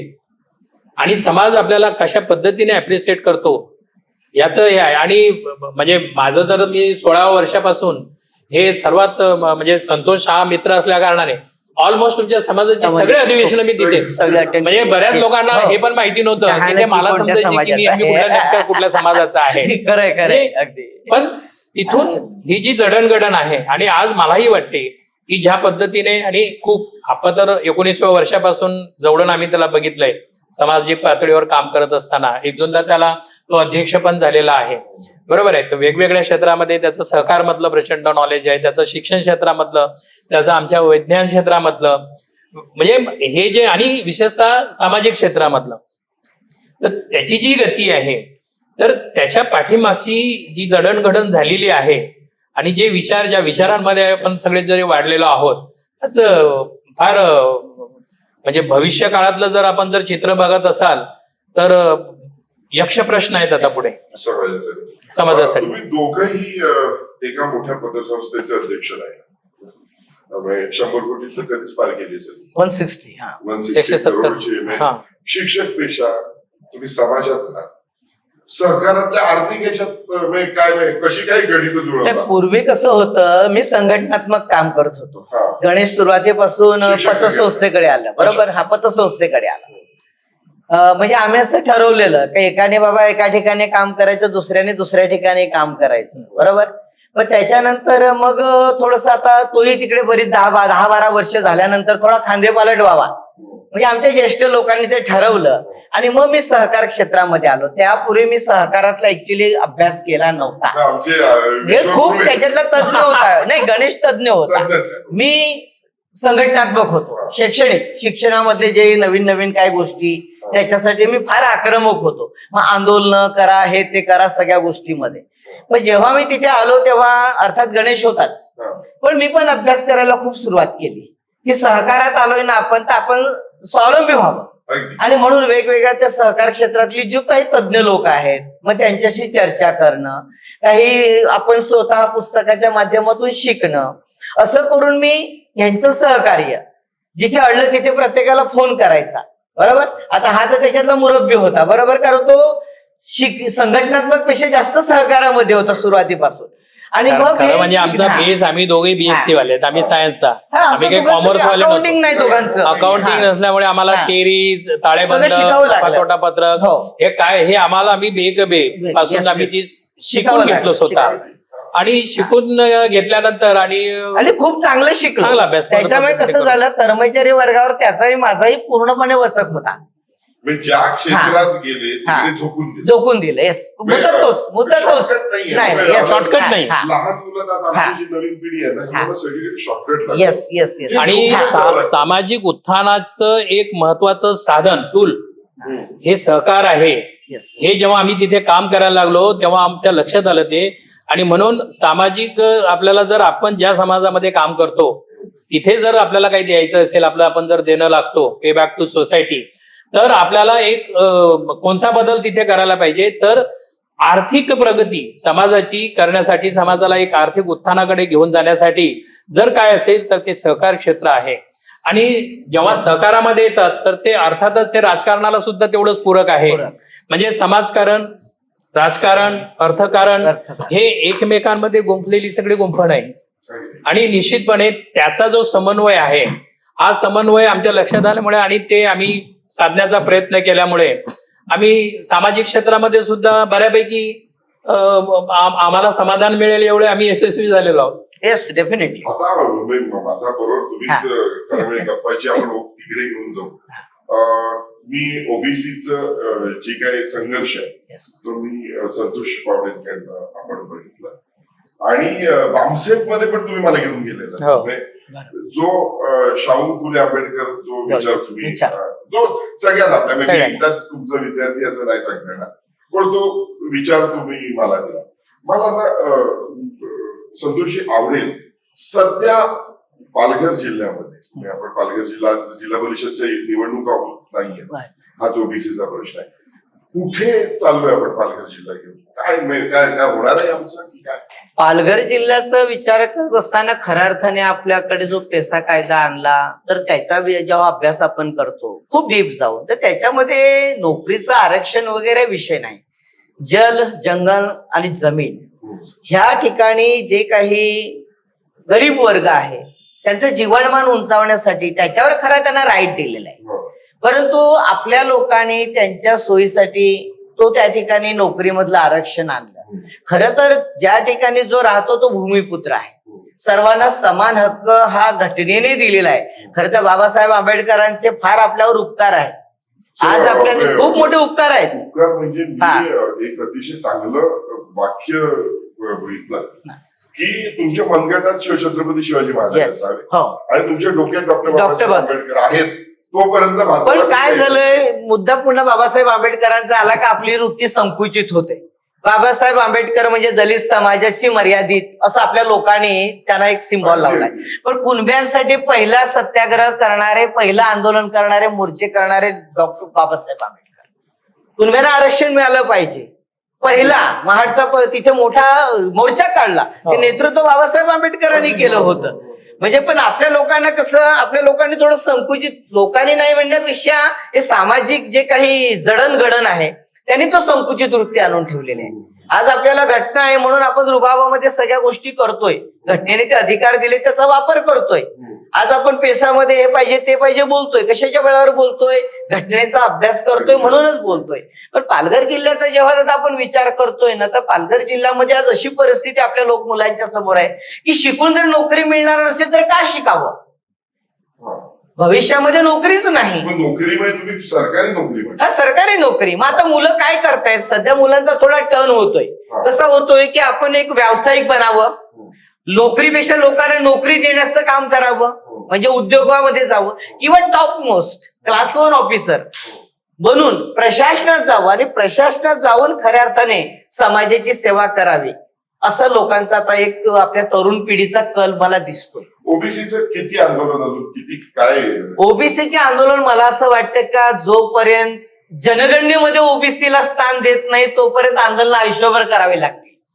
ज्यावेळेस जनगणनेमध्ये ओबीसी हा फॅक्टर येईल त्यावेळेस खऱ्या अर्थाने ओबीसीची किती संख्या आहे, कारण ज्याची संख्या जेवढी असेल त्या संख्येच्या प्रमाणात शासनाला सर्व अधिकार त्यांना द्यायचे आणि ओबीसी मोठ्या प्रमाणात आहे हे 100% हे राज्यकर्त्यांना माहिती आहे आणि म्हणूनच मुद्दामहून ओबीसीचा हा जनगणनेमध्ये विषय आणत नाही. नाही म्हणजे मी थोडस थांबवतो ऍज अ म्हणजे क्रिटिक्स म्हणून किंवा याच्यामध्ये एक अभ्यासक म्हणून या व्यवस्थेचा, पण त्याच्यामध्ये रिझर्वेशन आणि रिप्रेझेंटेशन हे सगळे विषय येतात त्याच्यामध्ये. पालघर जिल्ह्याचा त्याच्यामध्ये प्रामुख्याने आपण जो विषय घेतलेला आहे की याच्यामध्ये जो पेसा आहे मुळात आपले जर रिप्रेझेंटेशन करणारी जी मंडळी आपली इथलं आपल्याला जे रिप्रेझेंट करतात ते काही फक्त एका समाजाने निवडून दिलेले नाहीयेत, ते सगळ्या समाजाचे प्रतिनिधी आहेत. त्यामुळे ज्याचं जेवढं प्रतिनिधित्व तिथे जेवढी संख्या असेल त्या पद्धतीने तिथे त्यांना तिथे न्याय देण्याचं काम झालं पाहिजे. दुर्दैवाने ते होत नाहीये. याच्यामध्ये प्रिजुडाइसनेस आपल्याला बऱ्यापैकी दिसून येतो. पूर्वग्रह म्हणजे पूर्वग्रह दूषितपणा जो असतो थोडासा आणि एक फार आपल्या समाजाप्रतीचा कल वगैरे याच्यातून काय होते की एकसुरीपणा येतो आणि मग एक कुठेही जातो मी जिथे एकसुरीपणा आला तिथे इम्बॅलन्स होऊन जातं आणि मग सिस्टम आहे जर ती सिस्टम इम्बॅलन्स झाली तर ती ज्याला बेनिफिशियरी आहे ना त्याला सुद्धा ती पोषक नसते, त्याला सुद्धा ती डॅमेज करते. आणि म्हणून आज मला सांगा ना पैसा कधीपासून लागू झाला, ज्यांच्यासाठी झाला त्यांना तरी खरं रिप्रेझेंटेशन मिळायला लागले का, त्यांना तरी आजपर्यंत किती लोकांना नोकऱ्या मिळालेल्या आहेत, हे होत नाहीये. म्हणजे हे कुठेतरी फक्त ही सुधारणा नाहीये, ही फक्त सूज आहे, तब्येत नाही, ही सूज आहे आणि फक्त ती निर्माण करण्याचं काम होतंय. खऱ्या अर्थाने जर करायचं असेल तर इथे सामाजिक सौहार्दता वाढली पाहिजे, प्रबोधन झालं पाहिजे. जे आरक्षण मध्ये जे असलेले सगळे सहभागी असलेली जी मंडळी आहेत, मग ते एससीचे असो, एसटीचे असो, ओबीसीचे असो, ओबीसी हा या भारतामधला सर्वात मोठा घटक आहे आणि राज्यकर्त्यांना ते माहिती आहे. जर ओबीसीचं जर सेन्सस झालं तर तेवढ्या मोठ्या प्रमाणामध्ये तुम्हाला डिलिमिटेशन करावं लागेल, तेवढ्या मोठ्या प्रमाणामध्ये तुमचं पॉलिटिकल रिप्रेझेंटेशन वाढेल आणि पॉलिटिकल रिप्रेझेंटेशन वाढल्यानंतर तुमचं सेंट्रल गव्हर्नमेंट मधलं जे काही गव्हर्नन्स असेल त्याच्यावर डायरेक्टली प्रभाव पडेल आणि पहिल्यासारखी परिस्थिती राहिलेली नाहीये. आज ओबीसी समाज हा जागृत झालेला आहे. आज ओबीसी समाजाने फक्त ते पारंपरिक जे काही देव धर्म वगैरे याच्या पलीकडे जाऊन आजचा तरुण विचार करतो ओबीसी. आणि ओबीसी चळवळ जी उभी राहिलेली आहे, ओबीसी चळवळीने जे प्रबोधनाचं काम केलेलं आहे, बरोबर आहे, प्रबोधनकार ठाकरेंपासून तर हल्ली म्हणजे ज्ञानेश महाराव असतील किंवा आपले ओबीसीचे नेते ज्यांनी विश्वनाथ पाटील असतील, बरोबर आहे. तर ह्या लोकांनी जे प्रबोधनाचं काम केलंय, तुम्ही जिथे बामसेपचा उल्लेख थोडासा केला, तर चळवळ ही आम्ही लहानपणापासून म्हणजे माझ्या फॅमिलीमध्ये तर नामांतराच्या चळवळीपासून माझे मोठे बंधू हे नामांतराच्या चळवळीमध्ये होते, कॉलेजला असताना अरेस्ट झालेले होते. तर ते एक वातावरण होतं, दलित साहित्य जे वाढलं होतं, जे जगलं जे भोगलं ते त्यांनी ते लिहिलंय, म्हणजे पोटातलं ओठात आणि ओठातलं बोटात आलं. तर ही जी परिस्थिती आहे ही ओबीसी समाजामध्ये ती जी चळवळ आहे, आज मला सांगा की संसदेमध्ये घोषणा झाली की ओबीसीची जनगणना केली जाईल आणि होते, पण आज प्रॅक्टिकली सेन्सस होतंय. जे 34 प्रश्न आहेत त्या 34 प्रश्नांमध्ये ओबीसीला तिथे आयडेंटिफाय होईल असा एक तरी प्रश्न आहे का? मग खऱ्या अर्थाने जे ओबीसीचं नेतृत्व करणारी जी मंडळी आहेत त्यांनी राळ उठवायला पाहिजे होती याच्या संदर्भात. काय उठवत, बरोबर आहे. पण आपलं काय झालं की आपण वैयक्तिक आपल्या इंटरेस्ट पोटी आपण कुठेतरी स्प्लिट झालेलो आहोत पॉलिटिकली, हा या पक्षाशी तो त्या पक्षाशी. परंतु खऱ्या अर्थाने जर समाज हित जपायचं असेल तर आपण ह्या सगळे अभिनिवेश बाजूला ठेवून त्या एका मुद्द्यावर फोकस करायला पाहिजे होतं. खऱ्या अर्थात एकच गणेश मधून समजतं की ओबीसीना खरंच न्याय द्यायचा असेल तर वेगवेगळ्या पक्षामध्ये कार्यरत असणारे ओबीसी लोकांनी एकत्र आलं पाहिजे. ओबीसी घटकासाठी राजकीय संपूर्ण जे काय असेल ते बाजूला ठेवून जर एकत्र आले तरच न्याय मिळणार आहे, अदरवाईज ओबीसीना न्याय मिळणार नाही. आम्ही आजही म्हणतो की SC ची चळवळ असेल किंवा ST ची चळवळ असेल, त्याच्यामध्ये बऱ्यापैकी SC चळवळ जी असते ती पुरोगामी विचारधारेला धरून बऱ्यापैकी म्हणजे फाईट करते. ओबीसी चळवळीमध्ये आज बघा ना, आजचं चित्र बघा ना तुम्ही. सगळे जेवढे म्हणजे गोपीनाथ मुंडे साहेबांपासून Yes. जे ओबीसीची लिडरशिप वेळोवेळी उभी राहण्याचे प्रयत्न झाले, ती पूर्ण बहरण्याच्या आधीच कोण खच्चीकरण केली. बहरण्याच्या आधीच ती नामशेष झाली. येस. म्हणजे हा जो जाळ आहे परिवर्तनाचा, हा कुणीतरी पेटवत आणतो आणि तो तिथे जायपर्यंत तो विजतो. तिथून परत कोणाला तो नव्याने पेटवावा पुन्हा लागतो आणि सुरुवात सुरुवात नव्याने करावी करावी लागते. हे महात्मा ज्योतिबा फुल्यांपासून, हो. कबीरांपासून, बुद्धांपासून, बुद्ध सुद्धा तुम्ही आता बघितलं तर क्षत्रिय ओबीसीच होते ना, येस. बरोबर आहे. हो. तर ही जी समाज व्यवस्थेची जी जडणघडण आहे, तुम्ही बघा की तिथून आलेला जो बुद्धाने असेल तर तो कबीरापर्यंत येता येता संपूर्ण जाळ विजला होता. कबीराने तो पुन्हा प्रज्वलित केला. तो महात्मा ज्योतिबा फुल्यांपर्यंत येता येता तो पुन्हा विजला. महात्मा ज्योतिबा फुल्यांना तो पुन्हा प्रज्वलित करावा लागला. महात्मा ज्योतिबा फुल्यांपासून तो आंबेडकरांपर्यंत येईपर्यंत कर्मवीर भाऊराव पाटील Yes. असतील किंवा महर्षी कर्वे असतील, ही जी संत गाडगे बाबा असतील, इथपर्यंत येईपर्यंत तो पुन्हा विजला. त्याच्यानंतर कोण? येस. Who is next? बरोबर आहे. बाहेरच्या देशातून तर आपल्यासाठी कोणी लढायला येणार नाहीये. थोडस मला ते बामसेबचा विषय आला. ऍक्च्युअली खूप चांगली चळवळ. मला सुद्धा वामन मेश्रामच्या बरोबर मी एका कार्यक्रमाला होतो, बरोबर वक्ता म्हणून होतो. पण काय झालं, हे बामसेबचं नंतर जे काही ध्रुवीकरण आपण ज्याला म्हणतो ते असं झालं, हा, की एकमेव टार्गेट ठेवला ब्राह्मण समाज.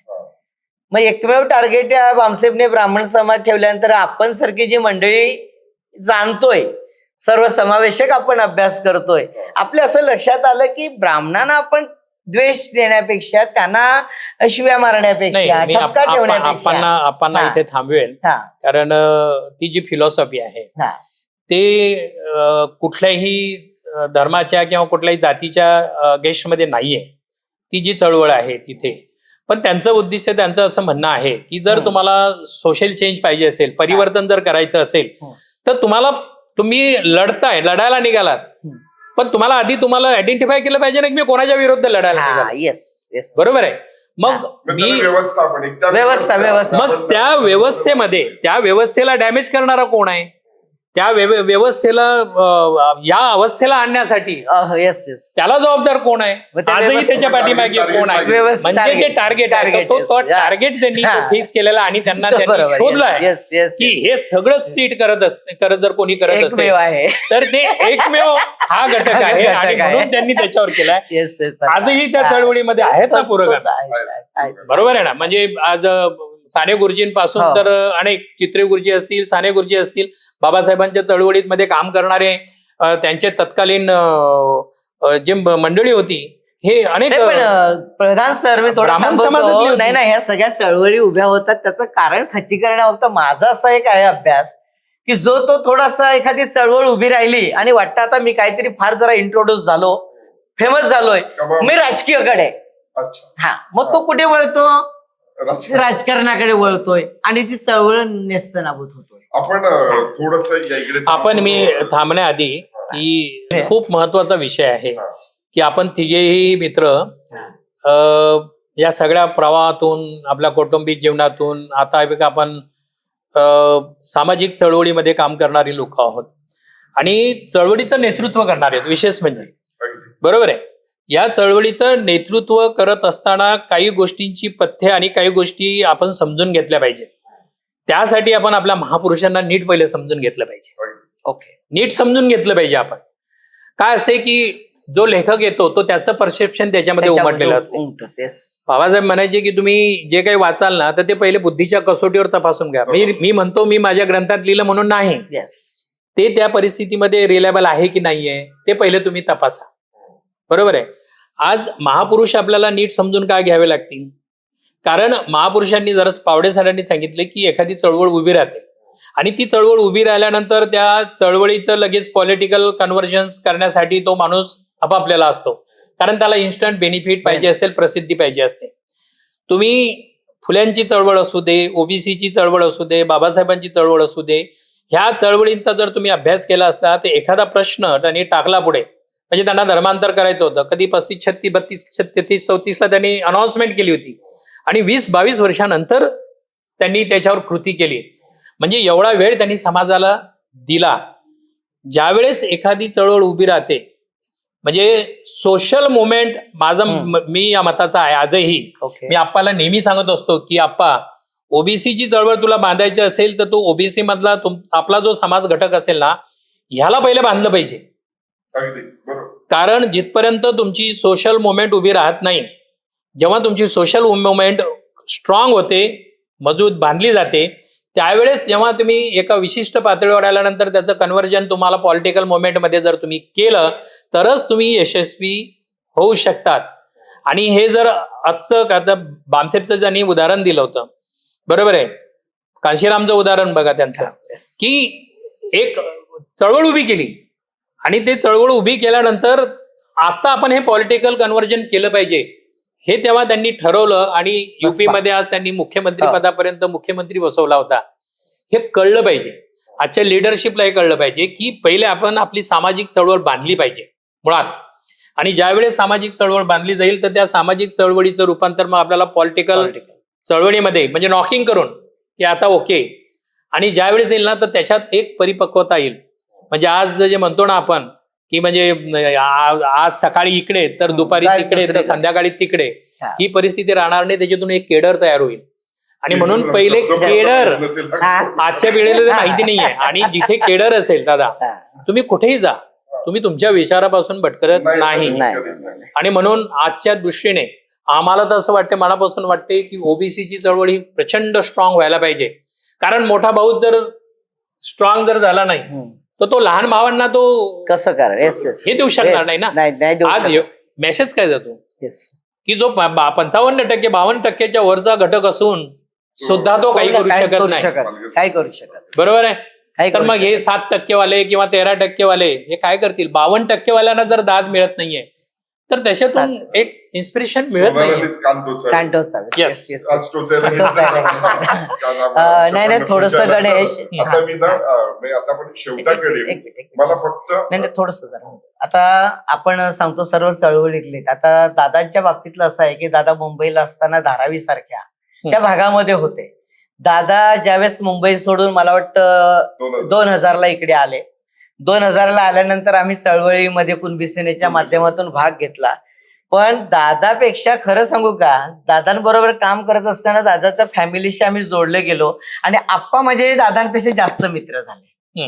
हे वयाने माझ्यापेक्षा मोठे दादा माझा भाऊ अगोदर आला पालघरमध्ये, तो दादा. आणि हा येस म्हणजे नाही खरंच, म्हणजे मला आजही ते जाणवतंय का खऱ्या अर्थाने म्हणजे आप्पा माझे जवळचे मित्र झाले, खूप जवळचे मित्र झाले.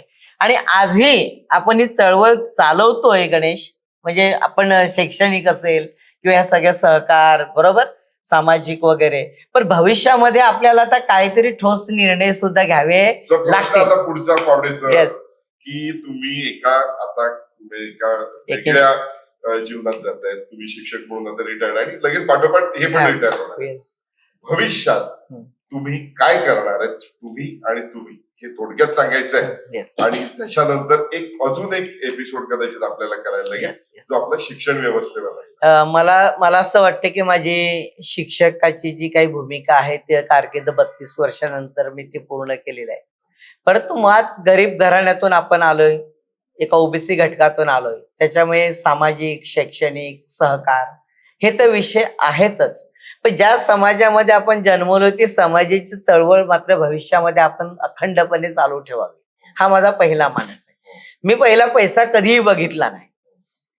मला त्या दिवशी असाच एकाने प्रश्न केला की इतका खर्च तू केलास, काय गरज होती सध्या खर्च करण्याची? तर म्हटलं माझ्या आनंदामध्ये माझा सगळा मित्र परिवार आलाय नाहीच माझी खरी संपत्ती. माझ्या मुलाचा एक प्रश्न मला त्यावेळेस उत्तर मला आवडलं का पप्पा हे तर काही नाही, पण ज्यावेळेस परमेश्वराने जर मला संधी दिली तर ज्यावेळेस तुमचा 75 होईल ना त्यावेळेस असा काही ओपन स्पेस मध्ये कुठेतरी आपण कार्यक्रम करू ना की ज्याच्यामध्ये अनेक लोक असतील, हजारो लोक असतील त्या कार्यक्रमाला. भविष्यामध्ये सहकार क्षेत्रामध्ये काम करायचा विचार माझा आहे, म्हणजे बचत गटाच्या माध्यमातून वगैरे. लघु उद्योग सुरू करावेत, महिला सक्षमीकरणाकडे लक्ष देणार आहे. शेतीमध्ये आता मला काम करायला आवडणार आहे. हा, कारण आता सगळी क्षेत्र झाली, माझं शेतीचं राहिलंय आणि म्हणून शेतीकडे पण वळावं, तिथे सुद्धा आपण काम करावं. काही म्हणतात का तू आता थोडा आराम करावा, पण मला वाटतं मी आराम करायला गेलो तर माझं आयुष्य कमी होईल, आणि म्हणून आहे त्याच्यापेक्षा जास्त काम करण्यासाठी थोडस राजकीय पाठबळ सुद्धा घ्यावं लागेल. तर जर मला सामाजिक काम करायचं असेल तर मला राजकीय पाठबळ नसेल तर मी काही करू शकणार नाही. आणि भविष्यामध्ये तो एक अँगल मी आता चाचपडत आहे की मला कुठे जाऊन मला ती स्पेस मिळेल की त्याचा वापर मला माझ्या सामाजिक कार्यामध्ये करून घेता येईल. माझ्यासाठी नाही तर माझ्या सामाजिक कार्यामध्ये, ज्याच्यामध्ये अखिल भारतीय समाज माझा जो राहतो इथे, त्या सर्वांसाठी मला काम करता येईल असा माझा तो मनोदय आहे आणि तो चाचपडतोय. पण ओबीसीची चळवळ मात्र महाराष्ट्रावर उभी करेन हे मात्र 100%. सर, आप्पाने त्याचा मनोदय व्यक्त केलेला आहे. आता तो आप्पा तर रिटायर झालेला आहे, मला अद्याप 1 वर्ष आहे. तर आता आम्ही जवळपास 30-32 वर्ष आयुष्यातले आमचे शैक्षणिक चळवळीमध्ये दिलेलं आहे आणि बऱ्यापैकी आम्हाला आमचं जे योगदान जेवढं द्यायला पाहिजे होतं ते आम्ही दिलेलं आहे. आता पुढच्या पिढीच्या हातामध्ये, सक्षम पिढीच्या हातामध्ये ती चळवळ हँडओव्हर करायची. त्यांना जिथे मदत लागेल तिथे आपण द्यायची आणि कुठेतरी आपण थांबलं पाहिजे. परंतु एकच काम वर्षानुवर्ष आयुष्यभर करत राहायचं का? आपल्या आवडीचं पण काहीतरी केलं पाहिजे. कारण आपण नेहमी माणसांमध्ये रमणारी माणसं आहोत, आपण घरामध्ये बसणारी माणसं नाही आहोत. बरोबर आहे, आपण घरामध्ये बसलो तर आपलं आयुर्मान कमी होऊन जाईल. तर माझं सुद्धा हाच संकल्प आहे की सुरुवातीचे जे काही एखाद वर्ष जे असेल ते थोडा स्पेस कुटुंबासाठी देणं, त्यांच्यासाठी, त्याच्यामधून थोडीशी भ्रमंती फिरण्याची आवड आहे ती तो एक भाग झालाच त्याच्यामधला. मुलांच्या व्यवसायामध्ये काय कुठे त्यांना मदत करता आली तर तो एक भाग झाला. आणि शिक्षण चळवळीमध्ये विशेषतः आता आमच्या संस्थेमध्ये जिथे मी काम करतो त्यांचा मानस आहे की तुम्ही आणखी काही कालावधी संस्थेच्या डेव्हलपमेंटसाठी द्यावा. तर निश्चितपणे मी त्या बाबतीत पण सकारात्मक आहे. पण माझा हा संकल्प म्हणजे पुढे आहे की मला असं वाटते, कारण मी काय काय करू शकतो, मी समाजकारणांमध्ये मी काय करू शकतो का, अनेक मी संस्था चालून बघितल्या, वाजून बघितल्या, नॉकिंग करून बघितले की आपण इथे यशस्वी होऊ शकतो का, इथे आपला टिकाव लागू शकतो का. मी एका पॉलिटिकल पक्षाचं सुद्धा नेतृत्व केलं, बरोबर आहे. म्हणजे दगडांवर गवत उगवण्याची परिस्थिती होती, पण तिथे सुद्धा त्या 6 महिन्याच्या आत जवळपास 32-33 हजार वोटर्स मतदान मिळेल एवढी कॅपॅसिटी तिथे निर्माण आणि कोणतेही आर्थिक संसाधनं नसताना, म्हणजे एक संघटन कौशल्य हा आपला एक उपजत गुण आहे.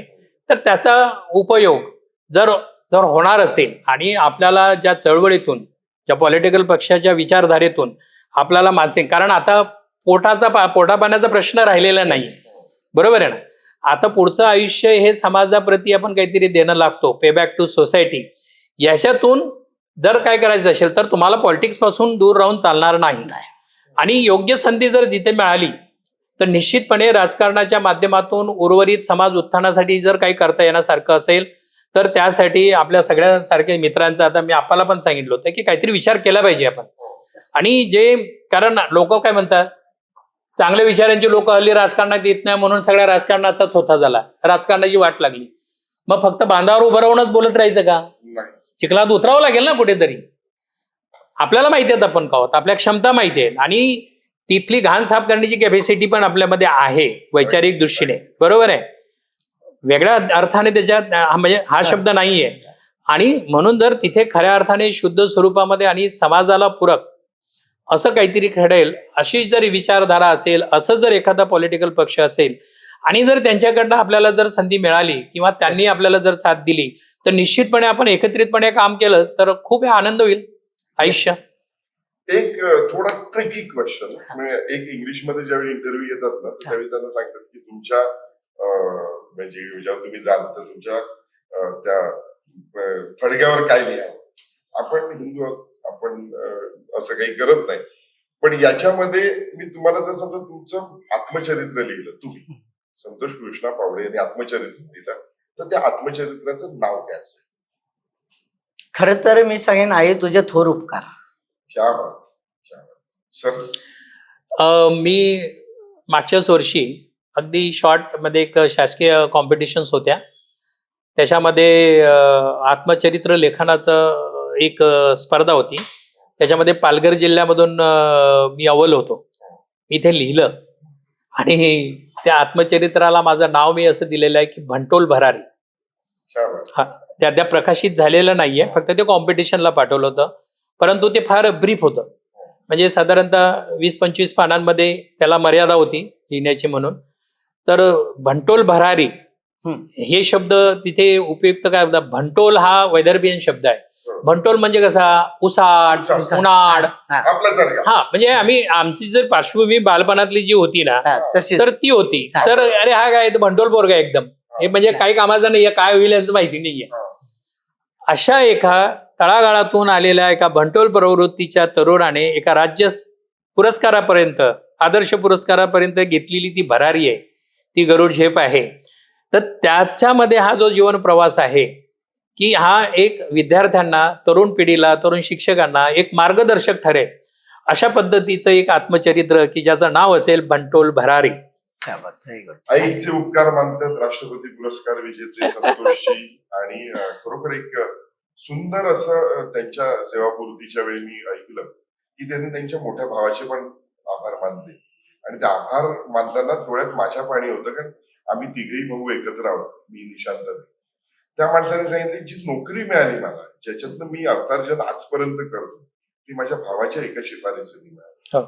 अत्यंत चांगली कुटुंबातलं, दोघेही खूप खूप सुखी कुटुंबातलं. तर आपण सुखी म्हणायला काय हरकत नाही. सुखी कुटुंबातलं, मुलं पण आपली आता व्यवस्थित, आम्ही तिघही मित्र. त्या गप्पांचं म्हणजे आता जर समजा आपण सुरुवात केली तर कदाचित चहा, जेवण पार्टनर्स इन क्राईम ऑल्सो. तर त्यामुळे आम्ही सगळे अशी गप्पा मारत राहू. हा एपिसोड हा याच्यासाठी होता पालघरकरांसाठी की दोन महत्वाची व्यक्तिमत्व आज या पालघरला एक वेगळ्या अँगलने मला दाखवायची होती. ती वेगळा अँगल ठेवलाय त्यांना. काही प्रक्षोभक प्रश्न मला विचारता आले असते. हे अत्यंत प्रक्षोभक लोक आहेत, हे काही बोललेले असते. मी चॅनल सुरू होने से पहिले खतम नाही करणार, म्हणून त्यांना कंट्रोल्ड मध्ये ठेवलेलं आहे. पण खूप खूप धन्यवाद संतोषजी आणि खूप खूप धन्यवाद गणेशजी. थँक्यू. थँक्यू. येस, धन्यवाद. थँक्यू. खूप बरं वाटलं. Yes, yes. थँक्यू.